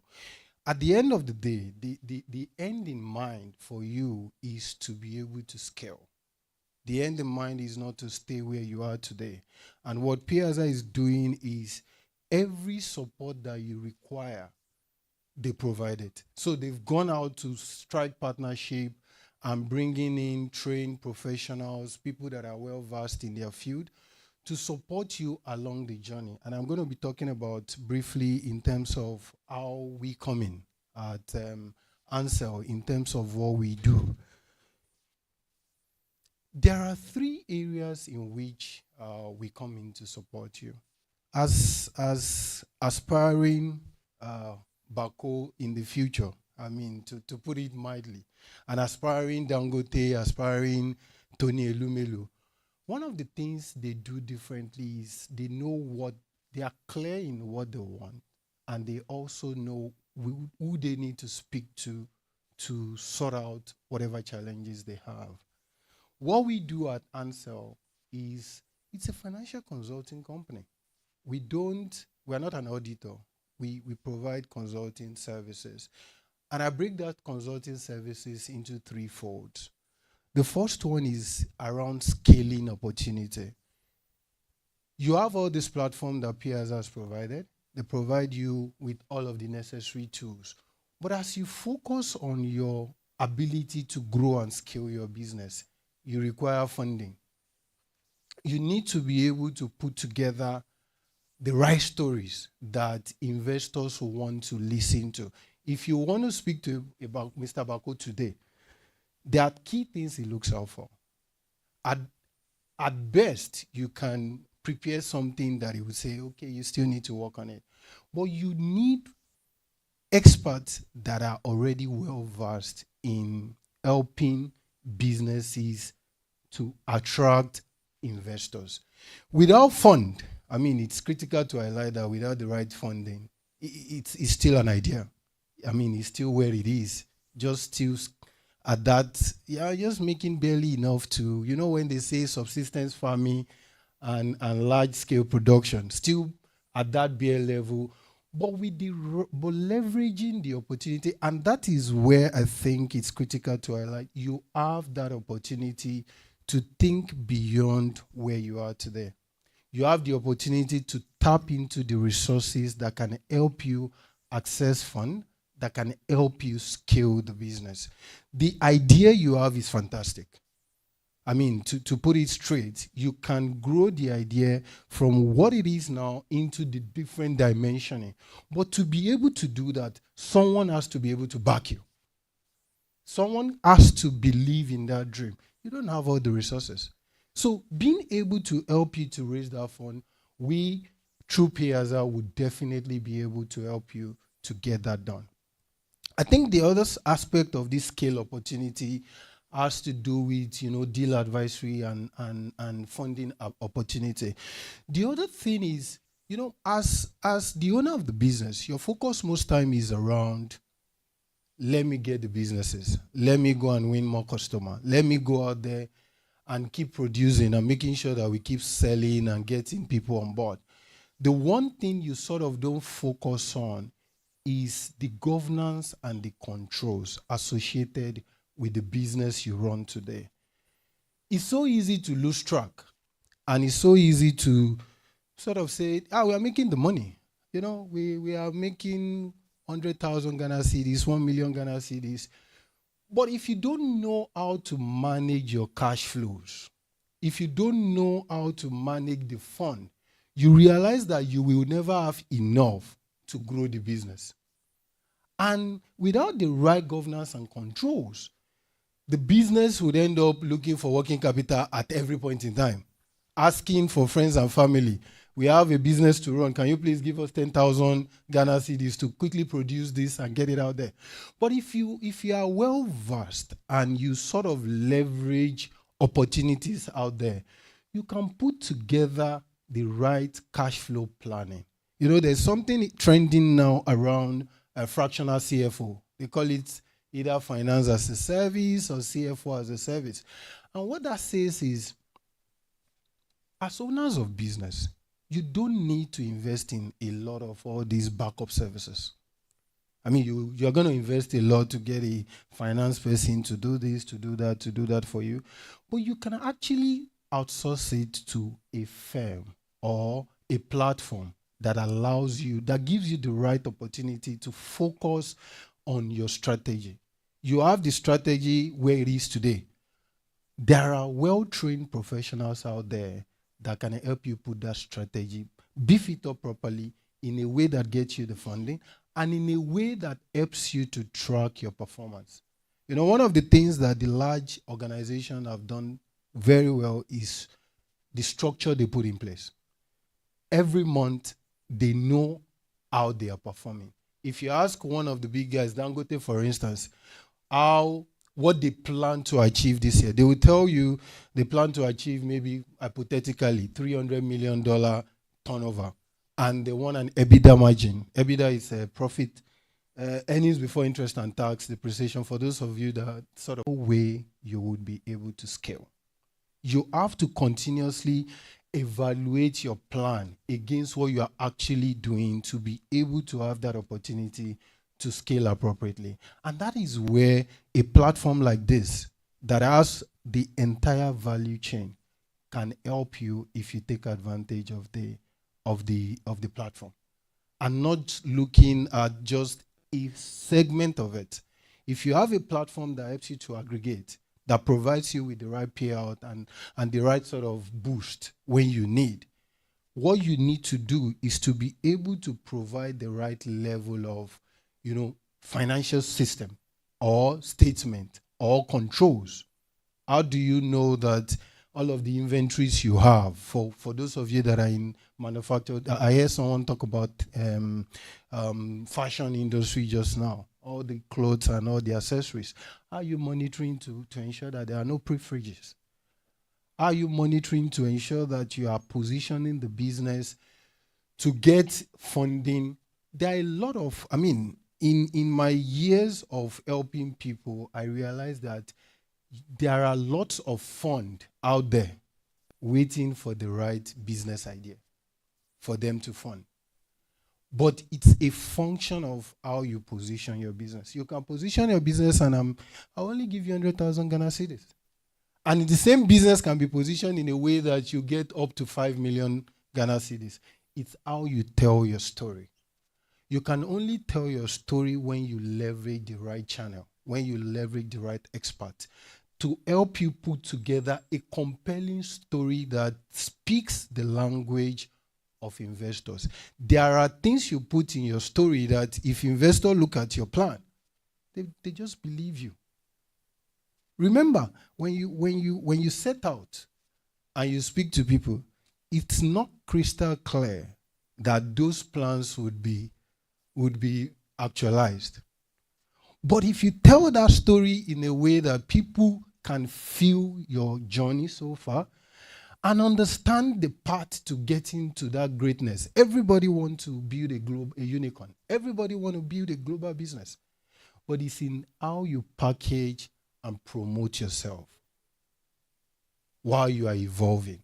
and you can only start now. Having that support system, having that right mindset, for me, would help you to be, and there's no harm in speaking up, asking people, talking to people, just seeking financial advisory. Because at the end of the day, and I think this is the one thing that I've picked out over the years, is it's all about the money. I mean, whether you build aeroplane, or you manufacture, whatever it is you manufacture, the end in mind is to turn it into cash. So I don't want to use the popular saying that cash is king, but it's sort of true, because at the end of the day, cash is king. But you can make all the money, and if you don't put it structurally into plan, the same way, you know what they call garbage in, garbage out. It's so easy to make money, and it's so easy to let it go.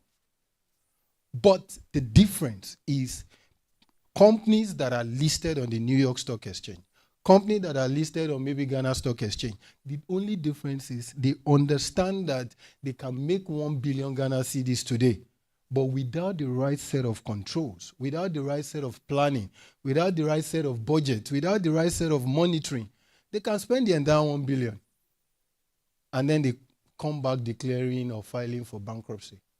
So as you set out, you want the right partners, and you have a platform like this that can help you to start to think about scaling, to start to think about the opportunity associated with building the right brand.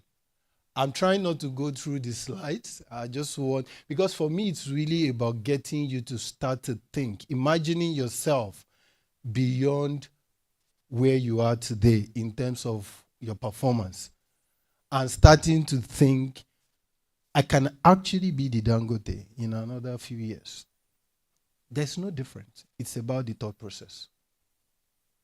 It's about leveraging and challenging. You've heard the story around challenging yourself, clearing that alarm, and just be your own full supporter. While other people are still evolving and thinking about it, doesn't make sense. Some of these dreams, when you come up with them, they strike you as they are too big for you, or it's not even possible to actualize. But as you go in day by day, getting yourself to the right places where you would meet the people that would help your business to grow, it has to be clear that the vision is beyond just you. You can't be the only one. You need people along the line to support you. And for me, you have a platform here that you can leverage, the Payaza platform. This is a platform that helps you to deal with all your challenges. There is no I dare to say it, there is no single challenge you face within this entrepreneurial journey that Payaza does not have a solution for. But it's a question of how you tap into it. And how you tap into it is strictly leveraging the platform and the people behind it, asking the right question, letting them introduce you to the right sort of people that can help you to grow. So I'll just move on quickly to the sort of product services that you stand to benefit on this platform. I think I've sort of highlighted it around business valuation, deal advisory, services around financial structure, just helping you look at how you expect your business to evolve and perform, and continue to monitor it. Every month you want to be sure, what am I expecting in terms of sales? Did I actually earn that in the month? Are my customers paying me?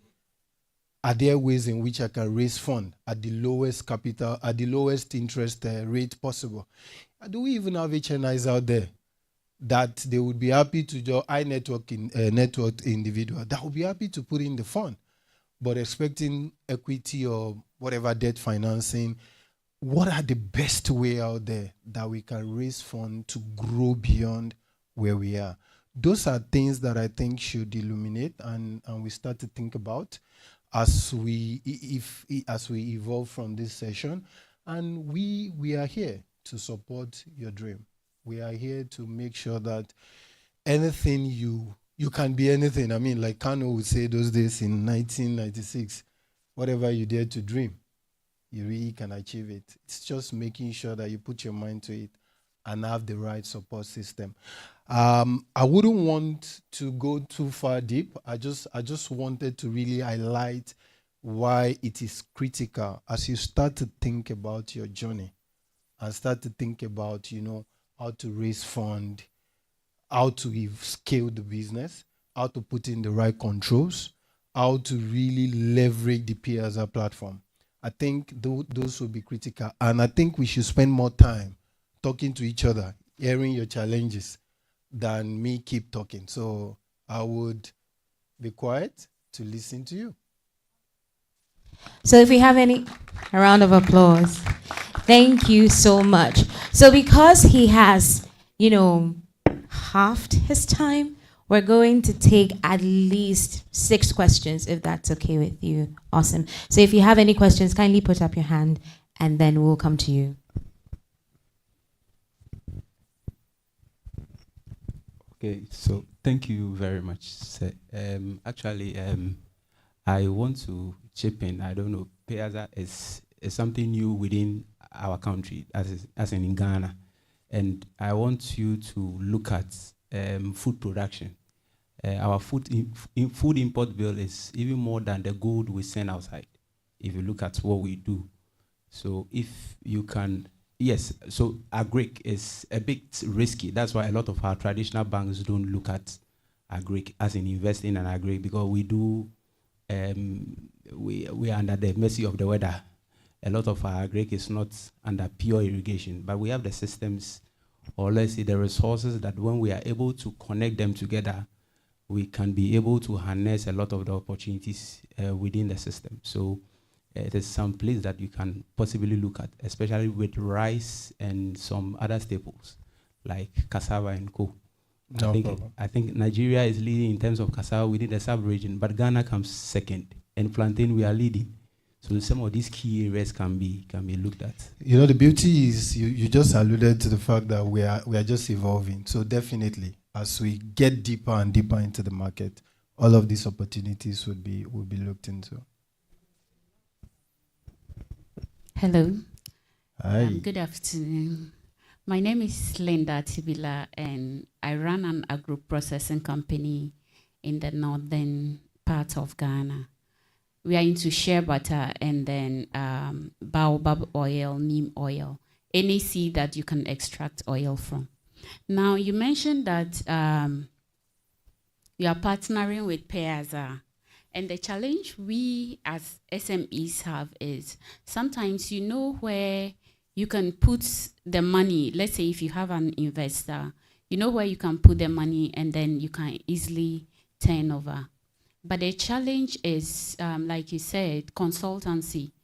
You want somebody to put your stories together so that it will be compelling enough for people to invest in you.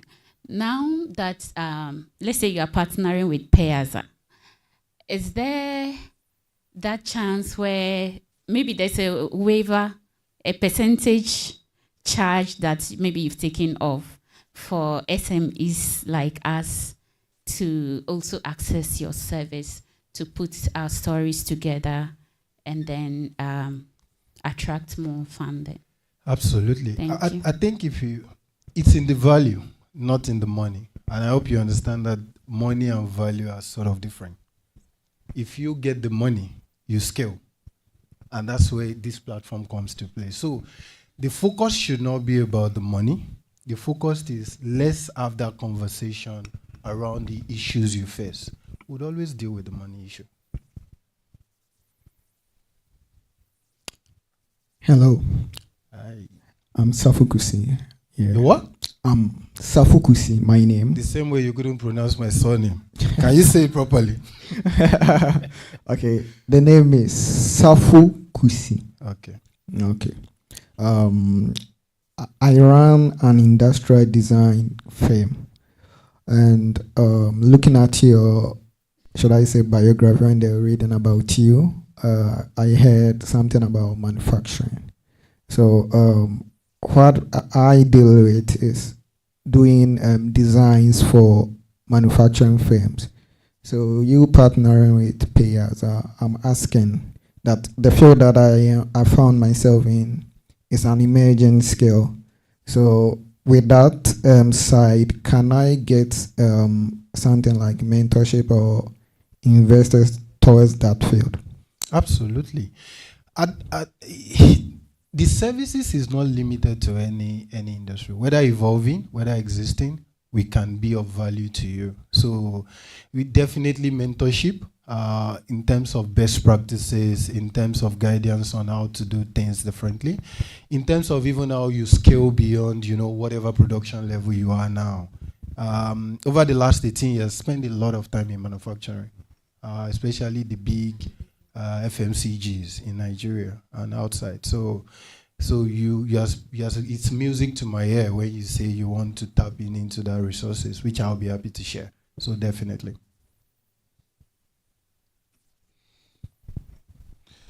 Hello. Good afternoon. Good afternoon. My name is Martin Jopono. I run an FMCG business. One of our challenges in FMCG is we have really high turnovers. And we really have really thin margins. Getting the bank to support us, most of the time when I go to the banks, I tell them we don't need loan.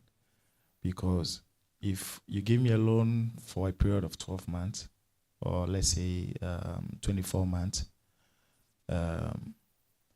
within the first, let's say 6 months or 8 months, you lose almost 50% of your buying power because you're paying principal, you're paying interest, and sometimes you need some good money to get some deal, some cash deal, you get some good profit. So what is the best? Currently, we are running on a loan, but we are doing like almost 800% every month on turnover.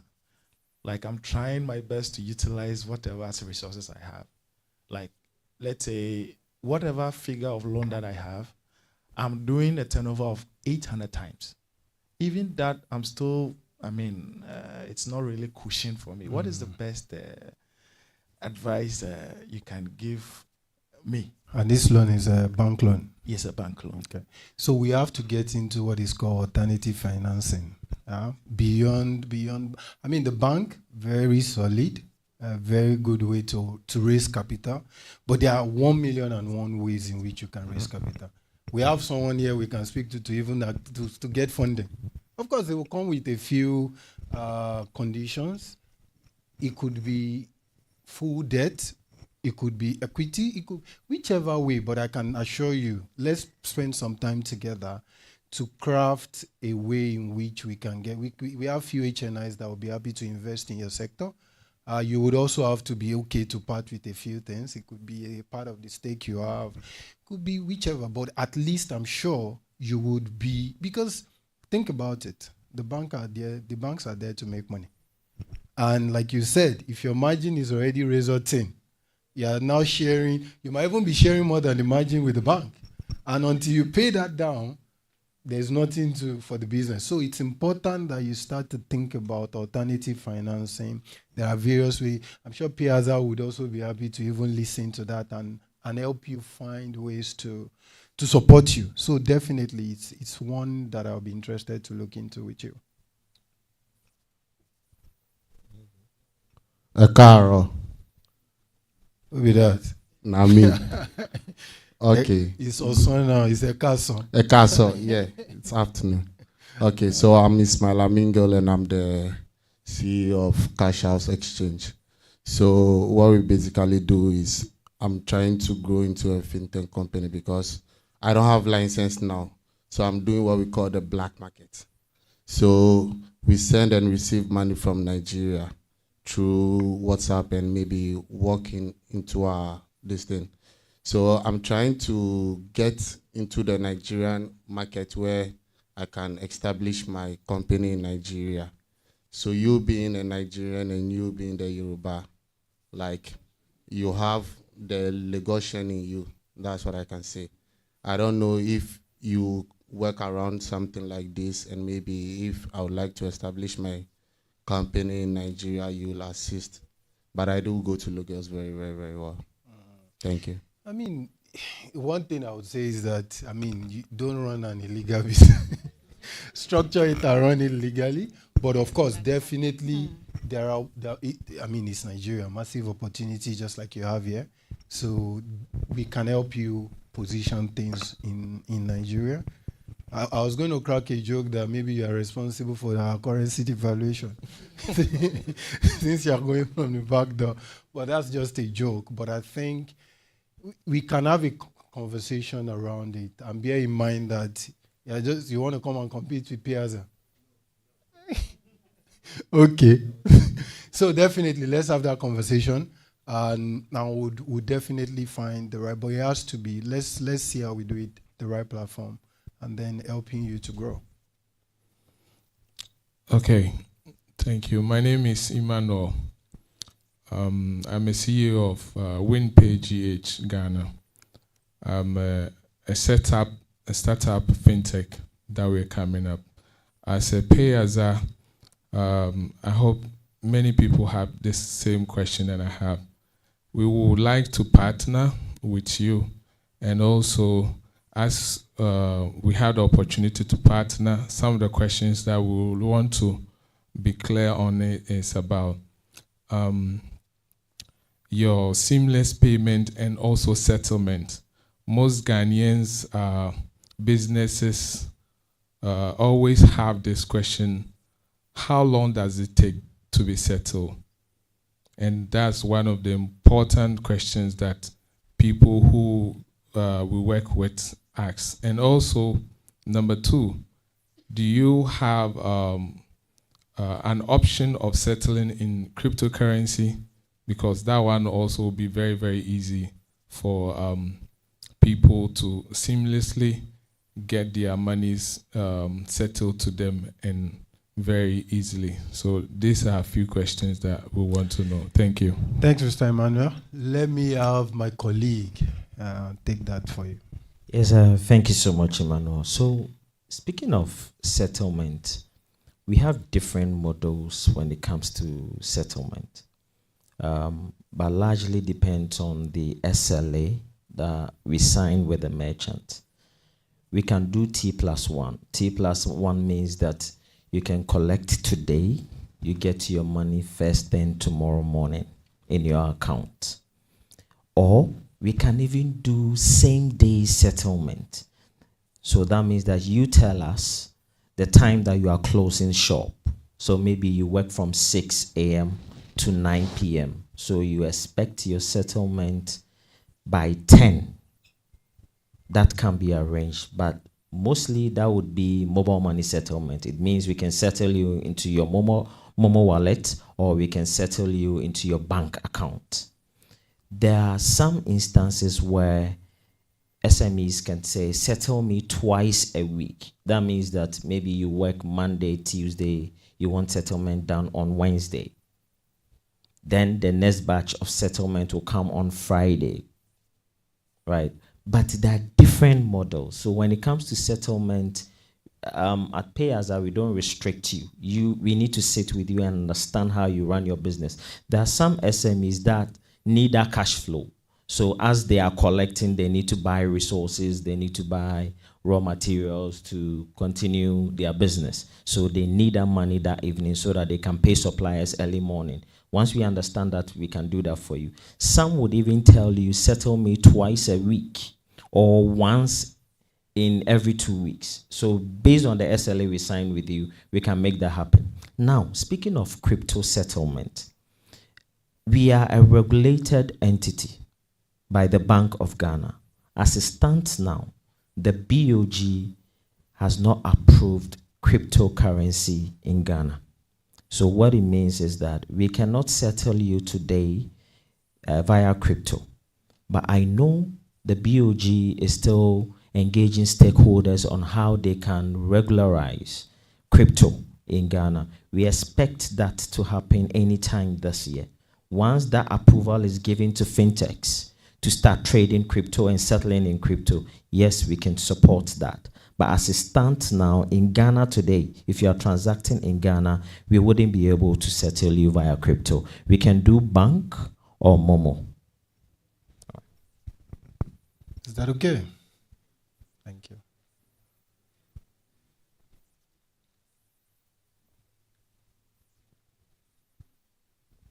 Thank you. I'm Payaza, a co-founder of an e-commerce startup platform. And then I love your storytelling, by the way. And I've always wanted to know if you always have to have your demo ready before selling your idea to an investor. And also, would you recommend seed strapping for startups? If yes, why? Say that again. Seed what? Seed strapping. Okay. So it can take either way. I don't think whether you have a demo, whether you have, it's in the story. And it's in making others believe in the vision that you have. Because that's what it's all about. I have a vision to raise, to be the unicorn of e-commerce in another 10 years. We have to tell the story and we have to create the right story on how we get there. I must feel it to back you. So even if you don't today have a demo, you must create a path to having one. So it shouldn't stop you that you must have had a demo before you. No, it's in conceiving the idea and putting it together in a way that people can really come together to say, this is an, when you take a market, and like my friend that is in the evolving manufacturing space, that's a good story to tell. We craft the story around the target market. You craft the story around the potentials in that target market to really, and how you believe that you can get to those markets, creating that competitive advantage that is sustainable and very rare to imitate. That's really what it's about. And then the money would follow the value. If I don't see value in what you are telling me, there's no way I won't put my, everybody wants to preserve their, what they say about preserving capital ahead of, you don't want to lose. The pain of loss is more severe than the joy of gain, if you see what I mean. If you take a stock market, the market is going down, everybody wants to get out. They don't want to lose the money. But if it's going up there, let's keep it there, let's keep it there. Not, if you see the point. So it's important that if someone wants to give you money, you create the value and tell the right story about the value and the genuineness of it to want to do it. So then your second question around seed, can you break that down for me, please? Let me be sure I understand what you meant.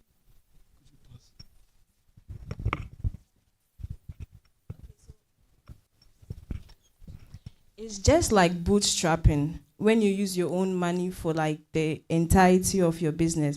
But for this one, when you go and then get seed funding, maybe you're like a Series A or something, when you get it, you don't move forward. You use that one little by little to grow your business and scale it. Okay. Then, just so I'm clear, the real question. So would you recommend seed strapping to startups? If yes, why? There has to be skin in the game. That I have to say. I mean, you want to start a business, as an investor, I wouldn't put my money if I don't think you are putting something. I don't know if you get the point. Because there has to be skin. It's not just the idea.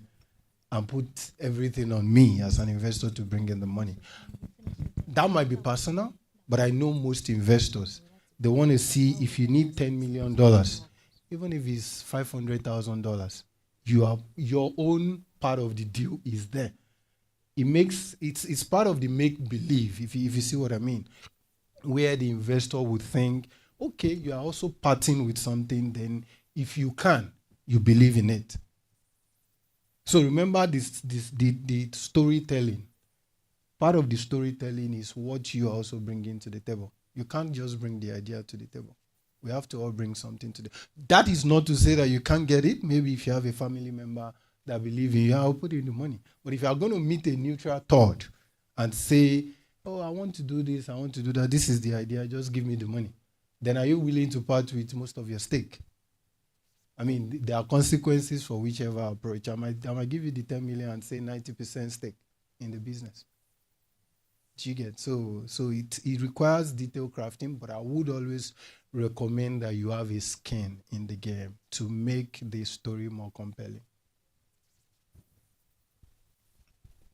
All right. You can sit. I want to feel more comfortable. Okay. Yeah. Thank you, everyone. Good afternoon. I think we should just put our hands together for Payaza. Yeah. And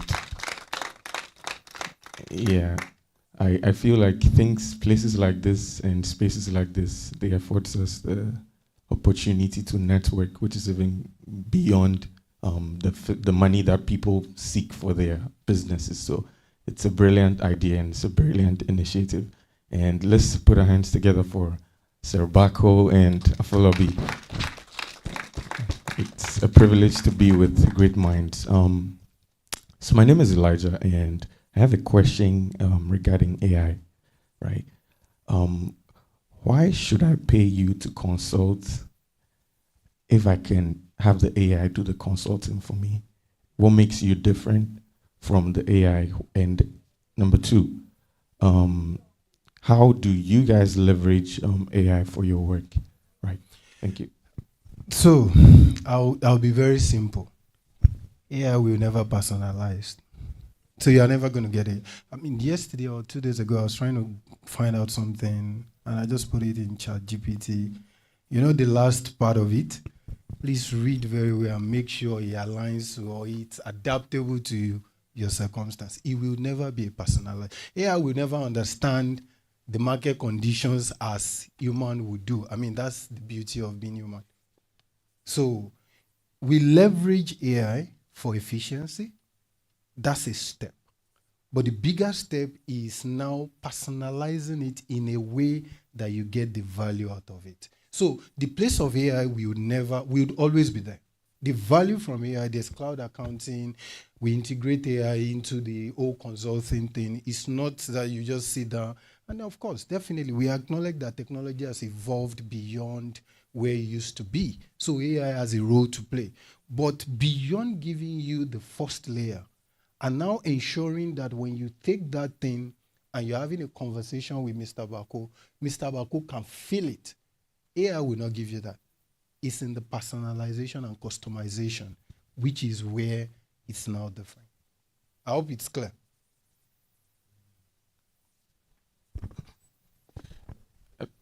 It's clear, but it's not convincing because I feel like it's what you put in that you get out of the AI. I don't know if anyone relates with, yeah, because if you are a forward thinker, what you put in, and you would definitely get out answers that a forward thinker, puts in. So I feel like it can go personal depending on you. So it's, I don't know, maybe you have something to. No, of course, definitely. I'm an advocate of, I've been in telco all my life, so you can imagine evolving with the likes of MTN and the likes in Nigeria. There's a lot we do in that space. What I can tell you is that as much as forward-looking as it is, if you need to clarify, if you need to sort of tweak, AI is just a platform that you will not be able to have that sort of conversation. It would give you what you want, but it would not give you the deeper connection. We've leveraged it as much as possible. But you see, there's a layer between AI and the real connection. And you see, I'm trying so hard not to say technology would always be there. It would always help us to create the right efficient environment. You would always get what you want. In fact, today you can get business strategy deck from AI directly, and then be ready to, but you will not. The crafting and the speaking the investor's language, it's something that is personalized. And that's what I meant by being able to customize to what would get investor A. AI will not know how a Mr. Bako will react to what you're presenting, because they are different. What I look out for as an investor is different from what he looks out for. It's different from someone else. And it's a function of our risk appetite. If I'm a low risk guy, whatever you have, I'm okay, I'll go with it. But if I'm an high risk guy, then the sort of thinking is different. So personalizing it and customizing it to the investor in view is where the human connect comes in, because there are specific language that you speak to when you are in front of investor. If you've looked at all those sort of Dragon program, all those where you go and meet investor, you would see that AI would, it's just specific. You just, if you go the AI route, I'm sure one of the guys will finish you, because you're probably cramming what you have there. Like you said, is giggle, is in and out. And then they ask you some human element, and it's not there. And that's where the connect comes in and the customization. Give it a try. Get something from AI and get something from human. You would see that there's a bit of personal connect that is different. Please. Okay, my name is Nana Kojodako, and I run a hospitality services business called Rainora. My question has to do with how do you, or what are some of the necessary factors in selecting partnerships for your business, right? Like starting up, what should you look out for in selecting certain partnerships for your business? I think one of it is what Mr. Bakwa said. You have to select people that have interest in what you have interest in, right? If you pick people that sort of are not also, they don't embody that same vision as you do, of course you are just going to be the only man with the brain.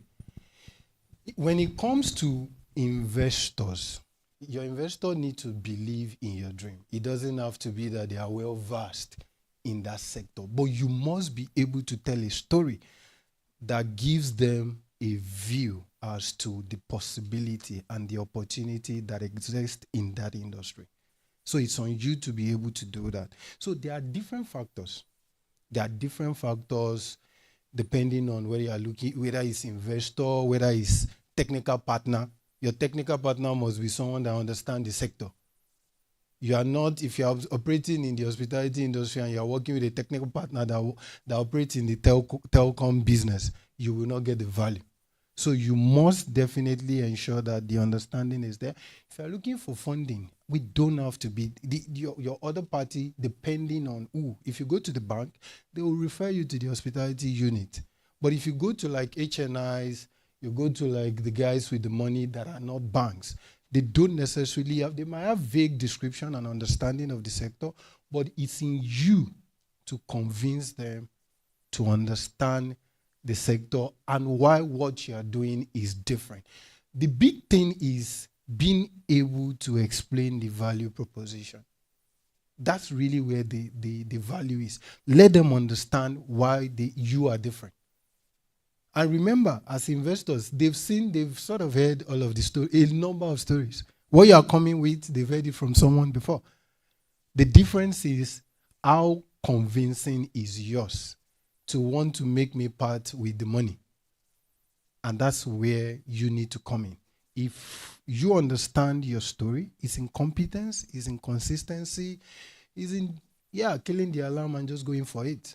And you craft the right story, definitely you will. So there are, in a nutshell, there are different factors to consider, and it's not one cap fit all that you would say, okay, once you consider this, once you consider it, then that's it. Remember, you just spoke about AI now. That's technology that you have to consider. If someone asks you that question, why should I don't know the details about the product, but let's just assume it's a product that AI can help with without needing you. Why should I invest? What happens in another 5 years? Do you get when it becomes? So those are the things, the factors keep evolving, and you also have to stay on top of things to understand the trends so that you consider, because it's important. One of the aspects that I also didn't speak about is risk management. You have to ensure that you understand both the internal and the external risk associated with your business and put in strategies to mitigate or minimize them as much as possible. Give it up. Thank you very much. Thank you as well. Thank you for your time. Thank you for answering all the questions. I know we still have a lot of questions. I love the enthusiasm. I don't want to kill it. So what I'm going to do is to try and wrap this thing up quickly so that we can network with each other and with our guest speakers as well. So I apologize that we cannot take more questions, but please do not be in a hurry. Make sure that you speak to them before you go, okay? Thank you so much for understanding. Now, Payaza has told you what they do. They also want to show you what they do as well. So we have a video that media is going to play for us. So because it's a cinema, we need the lights to just go down. So if you can kill the lights for me so we can be able to, thank you. Awesome. Enjoy. Running a business means handling payments efficiently. Hi, I'm Joseph Kwesi Mills, a business development manager at Payaza. Today, I'll show you how Payaza makes payments easy for businesses.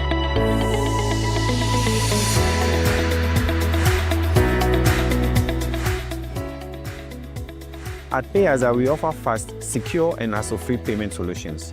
Whether you're a small, medium, or enterprise business, or you run an online store, we help you to streamline all your collections and payouts in a fast and simple way.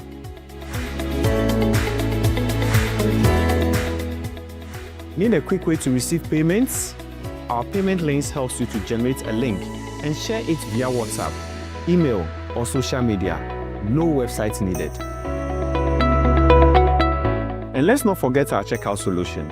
It's fast and a secure way for customers to pay online, ensuring a smooth shopping experience and increasing sales for the business owner. And if you run an online store, our end-to-end payment gateway integrates smoothly with your platform, supporting multiple payment methods while keeping transactions secure. For businesses with multiple locations, our branches products help you to track payments in real time and stay in control of your business. With Payaza, the payments are simple, secure, and seamless. Whether you are using payment links, managing branches, integrating our payment gateway, or optimizing checkouts, just focus on your business, then we handle all the payments. A round of applause for Payaza. Definitely, please, can I have the lights back on? Thank you. Definitely the future when it comes to fintech here in Ghana. So how many of us were at the launch of SME Thrive? Oh, yay, we came back. That's awesome. So I have Freddie here with me. We're going to be talking to you about what we've done so far, where we are, and how you and your business can benefit from that. So with a round of applause, help me welcome Freddie. Thank you so much. Hi, guys. Thank you so much for making it today. I want to again apologize for the late start, and a special thanks to our resource personnel. They've been amazing. I'm getting text message how amazing Bako is. Freddie, are you sure he's 34? He said, you see, he's my friend. Don't be deceived. This gray hair is lack of one of the vitamins. I'm not sure. But he's like a brother, and he's been amazing. And I just got a privilege to meet Mr. Afolabi today. He flew in for this session. Please, round of applause to him. Amazing. Thank you so much, guys. Really appreciate it. So, I think a few weeks back, we launched the SME Thrive event, and I'm happy to know that some of you were there. How was it? Do you guys enjoy it? Yeah. And I think some businesses got opportunity to pitch their ideas. Some too could not. Some came to listen. But I'm happy to announce that that event was not the last of it. Okay, we are going to be running these sessions to give other businesses to tell us what they do and how we can help in funding and in support. Sessions like this are some of the support that we give to businesses. So I think from that last event, we had little over 2,500 SMEs registered on our platform. We've been making calls. I don't know whether some of you received calls from our team. Who received a call from our team? Great. So we've been making calls, trying to set businesses up. It's not just calls about being a Payaza customer, because I've always said that we come into Ghana is not just to make you our customer. We want to have you as a partner. Partnership means it's a win-win affair. We help you scale your business. We get to collect from you. We make a bit of margin from collections. But largely, we also want you to benefit from this relationship that you have with Payaza. Unlike other platforms where you just register, they collect, they settle you. Sometimes you even fight their team. I have not received my payment. Settlement has delayed. Sometimes you get a downtime. You reach out to tech team. You don't have any support. Payaza, we want to give you a better experience. Then also you get a call from me asking you what are some of the challenges you are facing. We realize your sales were down yesterday. How can we help you improve today? What channels are you using? If we avail other channels to you, can you improve? These are the conversations we want to have with you. From that event, out of the almost 3,000 SMEs that registered, some of them from the calls we made, we wanted to understand what they do, the challenges they are facing, and how to improve. Some they didn't get money that day, but I'm happy to announce that today we've built almost 50 websites for free for some SMEs. They didn't pay a dime. I think my team can show some of the websites that we built for these SMEs. They didn't have to pay anything. And we realized that some of them are just selling on WhatsApp. Some are selling on Facebook, on Instagram. We gave them websites. We said, how can we help you go to the next level, right? So this is an SME that registered, and we've built a website for them. So on their WhatsApp status, instead of posting 1,000 pictures, sometimes you look at people's status and you wonder how they get time to upload all that. But now you can just put a link. People can click, go to your site. And on this platform, you can click on an item. It takes you to checkout. Your customer can pay with Momo or can pay with Visa, MasterCard. And you get your money in your account the following day. Isn't it amazing? These are some of the initiatives the Thrive event is for. You may not need the funding. You need support like this. And one of the things that we'll be doing is we will be giving SMEs the opportunity to sell themselves. So we'll be coming to your stores, we'll be coming to your businesses. We'll take professional videos and pictures. You talk about what you do. We will pay for pushing it on YouTube, help you market your product, not at your cost, at my cost. Isn't that an amazing opportunity? It's like dating a woman that you take the woman out. You thought you were going to spend all the money. The bill comes. The babe says, babe, let me pay. All Payaza is saying that, babe, we've got you. Yeah. So, if you need any support, please, after this session, go to the desk, register with us, on board on our platform. Tell us the kind of support you need. Let us do business with you. Let us see that you started doing some sort of integration, collecting in your stores, especially for businesses that you have a physical store, people walk in and pay with Momo. Instead of taking a lot of money on Momo and you're not getting anything from it, use a Payaza platform. That would help people pay via Momo. You get settled on through any platform of your choice. And at the same time, you can walk to my office and say that, Fred, sales has been down. How can you help? This is the relationship we are asking for. And these sessions is part of how we help you grow your business. Before we started the event, Mr. Bako and Mr. Afolabi, I mean, they spoke to me a lot. I learned a lot from these guys about life, about business, how to make it and all that. And Mr. Bako told me something before we came in that he wants us to have a pitch session. And I'm happy that Mr. Afolabi mentioned Dragon's Den and Shark Tank and all that. So in subsequent sessions, we are going to do this once a month. Okay, and in subsequent sessions, we'll give you the opportunity to come and tell us. And these investors will be seated. Tell them what you do. Maybe in 5 minutes, convince them. AI will not give you that secret. That was what he was trying to tell you. Convince Bako why you need that 50,000 cedis. Convince Bako why, or Mr. Folabi why you need the 100,000 cedis. And you need free support to scale your business.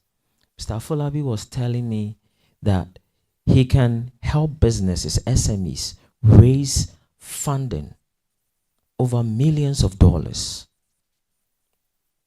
because they've done it. They are doing it.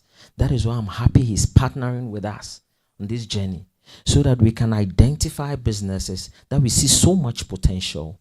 Then we get you to sit with the Hansel team. Then they help you tell your story and take you out of the shores of Ghana. And guess what? When you go out of the shores of Ghana, Payaza is there. We will help you collect the money.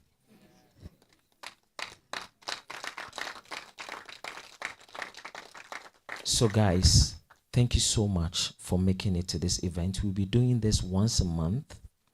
It is also to give us a sense of commitment from SMEs.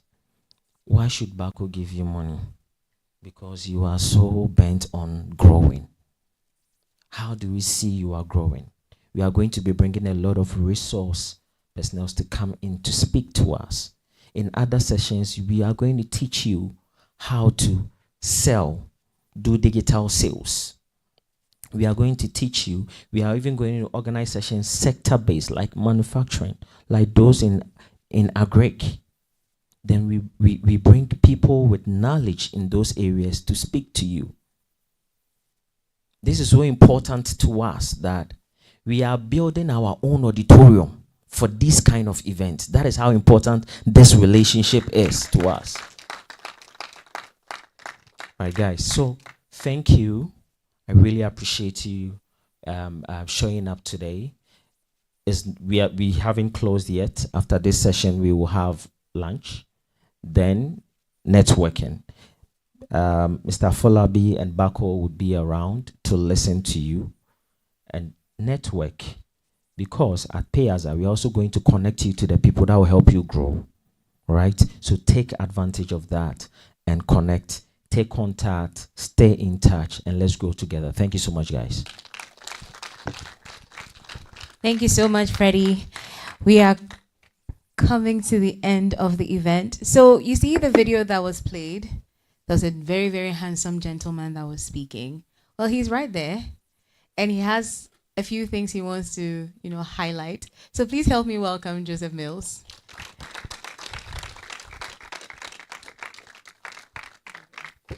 Thank you very much. I hope you all enjoying yourself. And I understand probably we've had a long time, and some of you might be tired. We just want to highlight on some few stuffs about our products. Payaza, we have come a long way. And the SME Thrive is to give out products that resonates with you. Currently on our bouquet of products, we have the payouts, we have the checkouts, we have payment gateway, the end-to-end payment gateway. We have Stride, we have event pods. In fact, we have different kinds of products. We have treasury services that is available. What we are doing now is, in as much as your business scale from time to time, definitely you'll be having new ideas, you want to expand to different territories, you want to go to different markets. What we are saying to you today is that we are going to work with you and grow with you. So you don't need to go and look elsewhere for a different product. Just have conversations with us. We have teams, we have innovative teams, we have the engineers that can actually even craft products for you. On our payout products, we have single payouts, we have bulk payouts, those who want to pay salaries, those who want to do single payouts to service providers and all that. It is something that is simple on our dashboard, you can actually use our dashboard to do those payouts. Again, you can also use our API to actually integrate into your system to do those payouts. We also have checkouts. Checkouts is simple, very easy way that you can integrate into your websites and actually do payout. I think we did some test transactions for you, live transactions. You could realize that the merchants, the SMEs that we have built websites for free, we also integrated into our checkouts, and now they are enjoying seamless transactions. This is just from Payaza. Again, we have something we call payment links. For those who still want to use their website, their WhatsApp, they still want to use their Instagram. It's not far-fetched.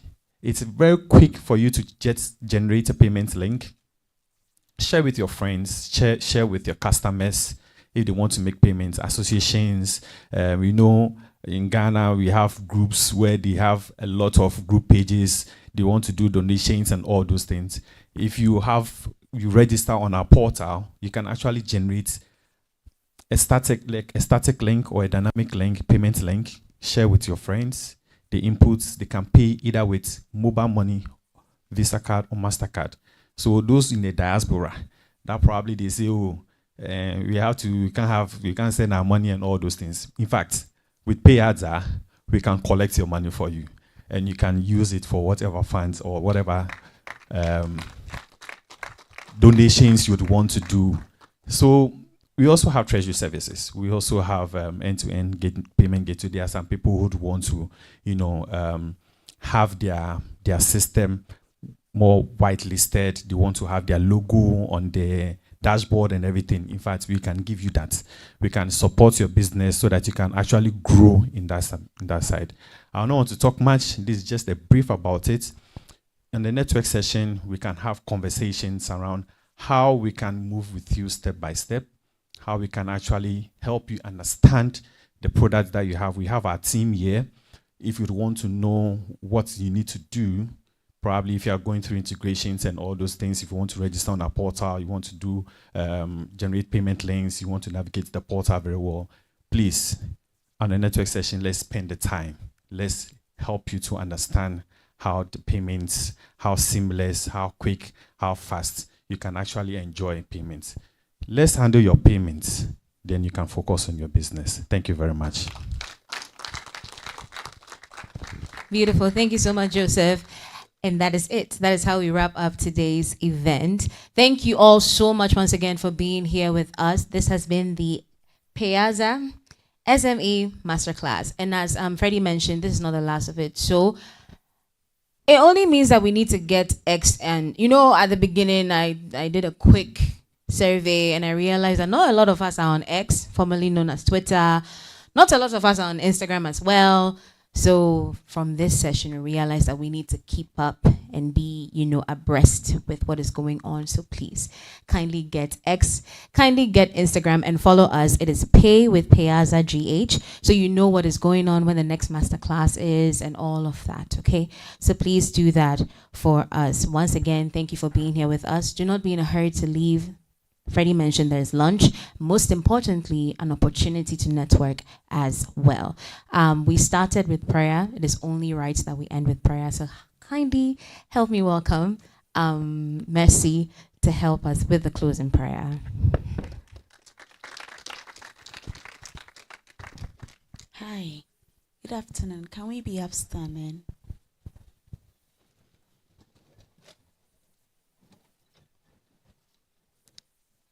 Heavenly Father, we thank you so much for this afternoon and for this wonderful gathering. We thank you that you brought us as like-minded people to come have in-depth discussions which would benefit us as business individuals. We ask that even as we go back to our various institutions, may you cover us under your shield. May you protect us, and may that which we have absorbed and learned from this gathering be impactful to our businesses. Direct our paths, lead us to investors, lead us to like-minded people who would bring us better and much innovative ideas which would cause us to scale up our businesses and cause your glory to shine on our lives. In Jesus' name we pray. Amen. Thank you once again. Make a friend, take a contact, just have fun. Make sure you get some lunch and don't forget to network as well. Have a great rest of the day.